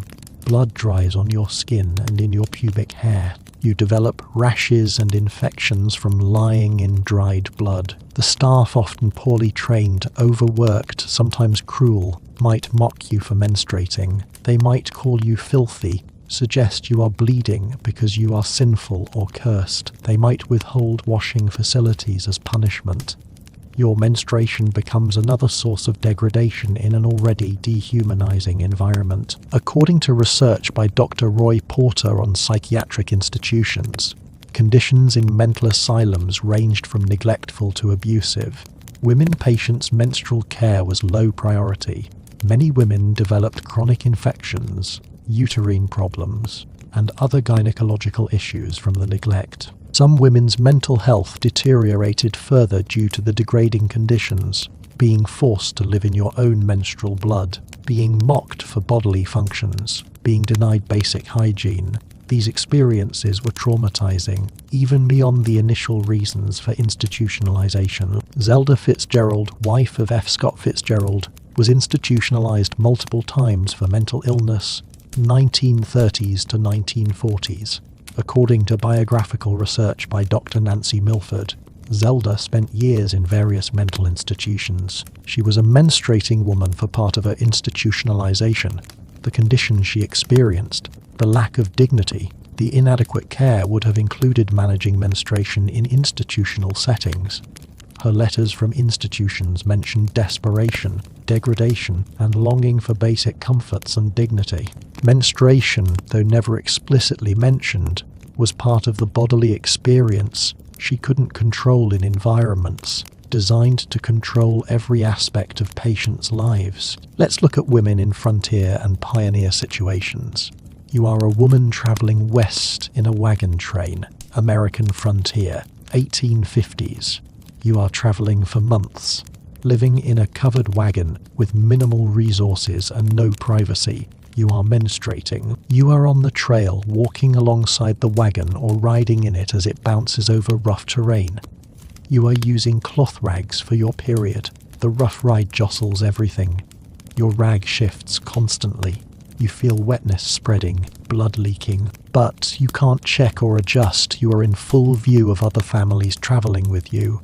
You have to wait until evening camp to address it. When you finally get privacy in your wagon at night, you discover blood has soaked through your undergarments, your dress, possibly even through to the wagon seat. Your clothes are stained. You have only 1 or 2 changes of clothing for the entire journey. You can't spare clean clothes for menstrual accidents. You need to wash your soiled clothes and rags, but water is precious on the trail. It must be conserved for drinking and cooking. You might have to wash with minimal water, or skip washing and reuse the soiled cloth. You might stuff the bloody rags in your trunk, waiting until you reach a river crossing to wash them properly. By then they're stiff with dried blood, attracting flies, smelling of decay. The journey takes months. You menstruate multiple times during the crossing. Each period means struggling with the same challenges. No privacy, no adequate facilities. Water too precious to waste on washing menstrual cloths. If you are pregnant when the journey starts, you deliver a baby in a wagon or hastily pitched tent with no medical help. Then postpartum bleeding, weeks of heavy bleeding, managed with the same inadequate rags you use for menstruation. According to research by Dr. John McFarriger on overland trail experiences, women's diaries from the westward migration rarely mention menstruation directly, but many mention female complaints, difficult monthly times, and struggles with maintaining cleanliness. The silence reflects social taboos, but the practical challenges were immense. Women gave birth, menstruated, managed all aspects of female biology while traveling thousands of miles in primitive conditions with minimal resources. Narcissa Whitman, a missionary who traveled the Oregon Trail in 1836, one of the first white women to cross the Rocky Mountains, kept a diary. According to analysis by historian Dr. Julie Roy Jeffrey, Narcissa's diary mentions being unwell at various times, likely referring to menstruation. She traveled on horseback for months through wilderness, later was pregnant, and gave birth at a mission in Oregon Territory. She managed all female biological functions in frontier conditions with none of the supports available to women in settled areas. She was eventually killed during a massacre at the mission in 1847, but spent 11 years living frontier life while managing menstruation and reproduction in circumstances most modern women can't imagine. Let's examine one more aspect, the experience of older women teaching younger women about menstruation in cultures with strong mother-daughter knowledge transmission. You are an indigenous woman in pre-colonial North America, perhaps Navajo or Cherokee. Your daughter is approaching menarche. Unlike in European cultures where menstruation is hidden in shame, your culture has rituals and traditions around first menstruation. When your daughter's first period comes, there is a ceremony recognition that she is entering womanhood. There is ritual community acknowledgement, teaching. But despite this more positive framing, the practical reality of managing menstruation is still challenging. You teach your daughter to use moss, soft plant fibers, or tanned leather as absorbent materials. You show her how to position them, how often to change them. You teach her to bury or burn used materials according to your people's practices. You explain that during menstruation, she might need to stay in a separate lodge, not because she is polluting, but because this is traditional practice. The materials you teach her to use are imperfect. Moss is absorbent but scratchy. Plant fibers must be gathered fresh. Leather must be softened and prepared. She'll spend decades managing periods with these materials, never having access to anything more convenient or comfortable. Your knowledge passed mother to daughter for generations includes practical techniques, but also acceptance that menstruation is difficult and must be endured. When European colonizers come, they disrupt these traditions. Missionaries tell indigenous girls that menstruation is shameful, that traditional practices are pagan. Girls sent to boarding schools are cut off from their mother's teachings. They're given rags and told to hide their periods, creating shame where it didn't exist before. The practical challenges of managing menstruation are compounded by colonizers' shame-based attitudes replacing more neutral traditional practices. According to research by Dr. Kim Anderson on Indigenous women's experiences, traditional practices around menstruation varied widely among different Native American cultures.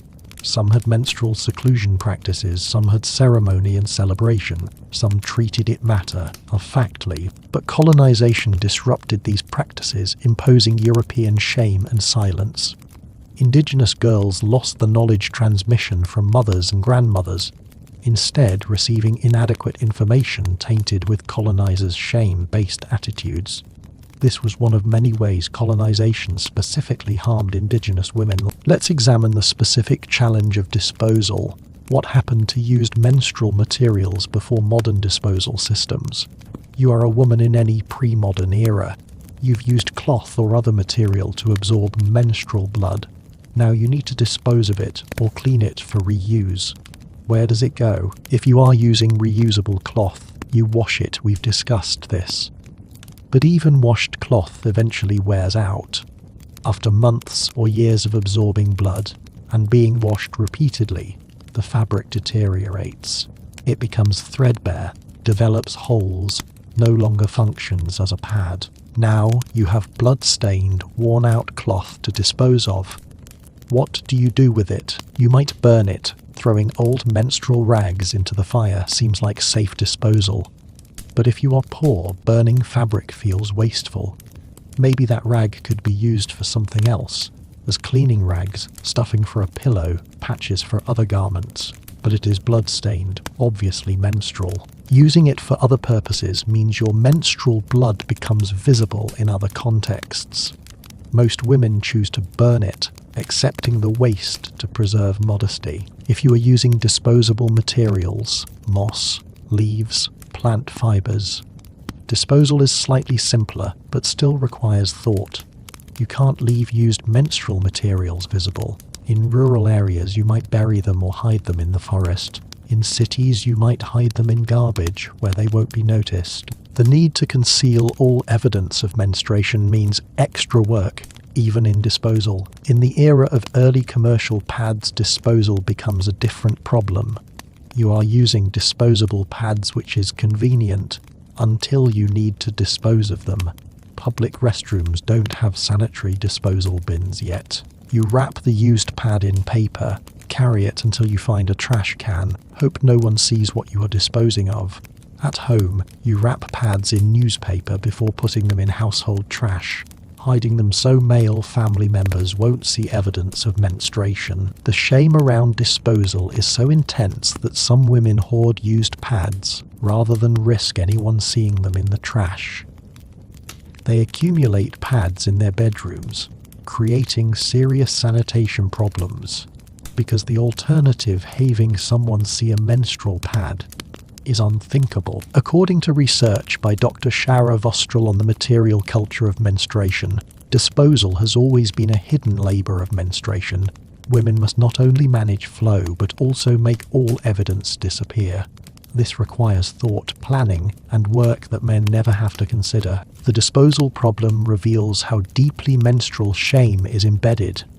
Even trash must be managed carefully to preserve the fiction that menstruation doesn't exist. Let's examine the economic exploitation of menstruating women through history.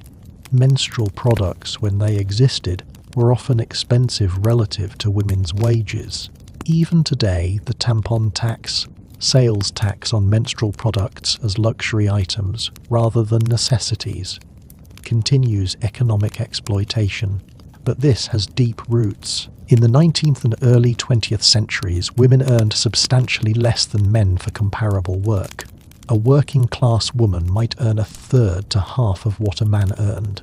Commercial menstrual pads, when they became available, cost money many women couldn't afford. Companies profited from women's biology, charging for products women desperately needed, knowing women had no alternative. The marketing of menstrual products exploited women's shame. Ads emphasized discretion, freshness, staying dainty, implying that without these products, women were disgusting. The marketing created new anxieties. Before commercial products, women knew they smelled during periods. Everyone did. After commercial products, women were told they should be ashamed if they couldn't afford to buy products that hid menstruation perfectly. New products created new standards of shame. Companies made massive profits from menstruation. Kimberly-Clark, maker of Kotex, became a multi-million-dollar company, partly from menstrual products. Johnson & Johnson, Procter & Gamble, and other corporations profited from women's monthly need. Yet the women doing the purchasing, the women whose bodies created this market, had no power in these companies, no say in product design or pricing, no share of the profits. Even today, menstrual products are taxed in many jurisdictions, while items like Viagra are not. This reveals societal attitudes. Male sexuality is a medical concern deserving of insurance coverage and tax exemption, while female biology is a luxury that can be taxed. The economic exploitation of menstruating people continues. According to research by Dr. Brianne Fass on menstrual activism, economic justice around menstruation remains an unfinished struggle. Activists fight for menstrual products to be provided free in schools, prisons, homeless shelters, anywhere people might lack money to purchase them. The fight continues because the basic premise that people shouldn't have to pay for products needed to manage a biological function they can't control is still not universally accepted. Women's biological needs are still seen as individual problems rather than social responsibilities. Let's reflect on the women who died from menstrual-related causes: infections, toxic shock syndrome, complications from poverty, and inadequate care.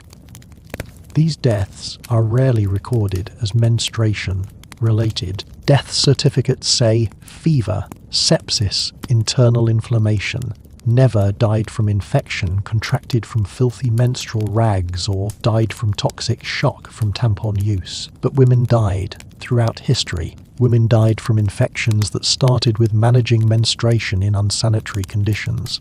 Women died from pelvic inflammatory disease that started with bacteria from inadequate menstrual hygiene, ascending to their uterus and beyond. Women died in childbirth, partly because they had chronic infections from years of poor menstrual hygiene that compromised their reproductive health. In the 1970s to 80s, women died from toxic shock syndrome because superabsorbent tampons created bacterial breeding grounds. These deaths were preventable. Better product testing, mandatory warning labels, education about changing tampons frequently, all could have prevented deaths. But profits were prioritized over safety until enough women died that the problem couldn't be ignored. Women continue to die today in places lacking menstrual hygiene resources. Girls in Nepal die in chopadi huts. Women in war zones die from infections because they lack clean water and supplies. Women in extreme poverty die from complications they couldn't afford to treat. The deaths continue, invisible and uncounted. How many women through history died from menstruation-related causes? We'll never know. The deaths weren't recorded that way, but the number is substantial. Menstruation, treated as a shameful inconvenience rather than a health need requiring resources and support, has killed women. The silence around menstruation isn't just emotionally harmful, it is physically deadly. According to research synthesizing historical women's health by Dr. Judith Walzer-Levitt, the silence around menstruation has materially harmed women throughout history. Shame prevented women from seeking help for problems, prevented doctors from studying menstrual health, prevented development of safe and affordable products. The silence killed. Even today, the lingering shame prevents some people from accessing care, from changing products frequently enough, from recognizing warning signs of serious problems. The historical legacy of menstrual shame continues to harm and kill. Now let's reflect on the cumulative experience. Imagine a woman born in 1900, dying in 1980. She menstruates from roughly age 13 to age 50, 37 years of periods. Approximately 444 menstrual cycles over her lifetime, accounting for pregnancies and postpartum months without periods. Her early periods, 1913 to 1920, are managed with homemade cloth rags or early commercial pads that require a belt. She washes rags, hides evidence of menstruation, suffers in shame and silence. Her middle years, 1920s to 1940s, see the emergence of better commercial pads. She buys Kotex pads discreetly, uses them with sanitary belts, still finds them bulky and awkward. She has children periods stop during pregnancy and breastfeeding, brief reprieves from monthly bleeding. Her later menstruating years, 1950s to 1960s, benefit from improved products, adhesive pads that don't require belts, tampons that allow swimming and active movement. The technology finally allows relative comfort and freedom. Then menopause, a new phase with its own challenges, but at least the monthly bleeding ends. She has spent 37 years managing menstruation with technology that ranged from primitive to merely adequate. If she had been born just 20 years later, her entire experience would have been easier. If she had been born a century earlier, it would have been far worse. The accident of when you are born determines whether menstruation is a monthly ordeal or a minor inconvenience. Across all time periods, cultures and social classes, common themes emerge: shame, silence, inadequate materials, chronic infections, social exclusion, and the burden falling entirely on women to manage invisibly. Menstruation has been treated as a problem to hide rather than a normal function to accommodate. According to Dr. Lara Freudenfeld's In the Modern Period, the history of menstruation is a history of women making do with whatever they had, suffering infections and discomfort, being excluded from activities, and receiving no support or accommodation from the broader society. Men who dominated medicine, religion, commerce, and politics theorized about menstruation, created religious restrictions around it, but did nothing to improve the practical reality women faced. Women solved the problem themselves, improvising, whispering advice, sharing knowledge outside official channels. Even today, in the 21st century, menstrual stigma continues. Periods are still considered embarrassing. Advertisements still can't show realistic blood. Schools provide inadequate education. In many countries, girls miss school during periods. Women experiencing period poverty can't afford products. Menstrual products are still taxed as luxuries in many places. The struggle that women throughout history faced hasn't ended. It is easier than it was. Modern products are vastly better than moss or rags, but the underlying attitudes haven't fully changed. Menstruation is still treated as something shameful to hide, rather than a normal biological function affecting half the population. The women of the past endured impossible conditions. They menstruated into materials that were uncomfortable, ineffective, and unhygienic. They developed infections. They were excluded from activities. They were told their bodies were sinful, polluting, disgusting. They had no voice to advocate for better solutions. They suffered in silence because silence was enforced. They were your grandmothers, great-grandmothers, and all the women before them stretching back through history. They managed monthly bleeding while also enduring everything else history threw at them. War, poverty, disease, childbirth, oppression. They endured because they had no choice. They made do because that is what women have always done. Sweet dreams, and may you wake tomorrow with gratitude for modern menstrual products, for open conversations about periods, for the slowly decreasing stigma around a natural biological function. The women who came before you would be amazed at what you take for granted. Comfortable pads, tampons, menstrual cups, period underwear, pain medication, the ability to swim and exercise and go anywhere while menstruating. Remember their hidden struggle, honor their silent endurance, and perhaps think about the millions of women today who still lack access to basic menstrual hygiene. The struggle isn't entirely over, but we've come so far from moss and rags and shame. Good night.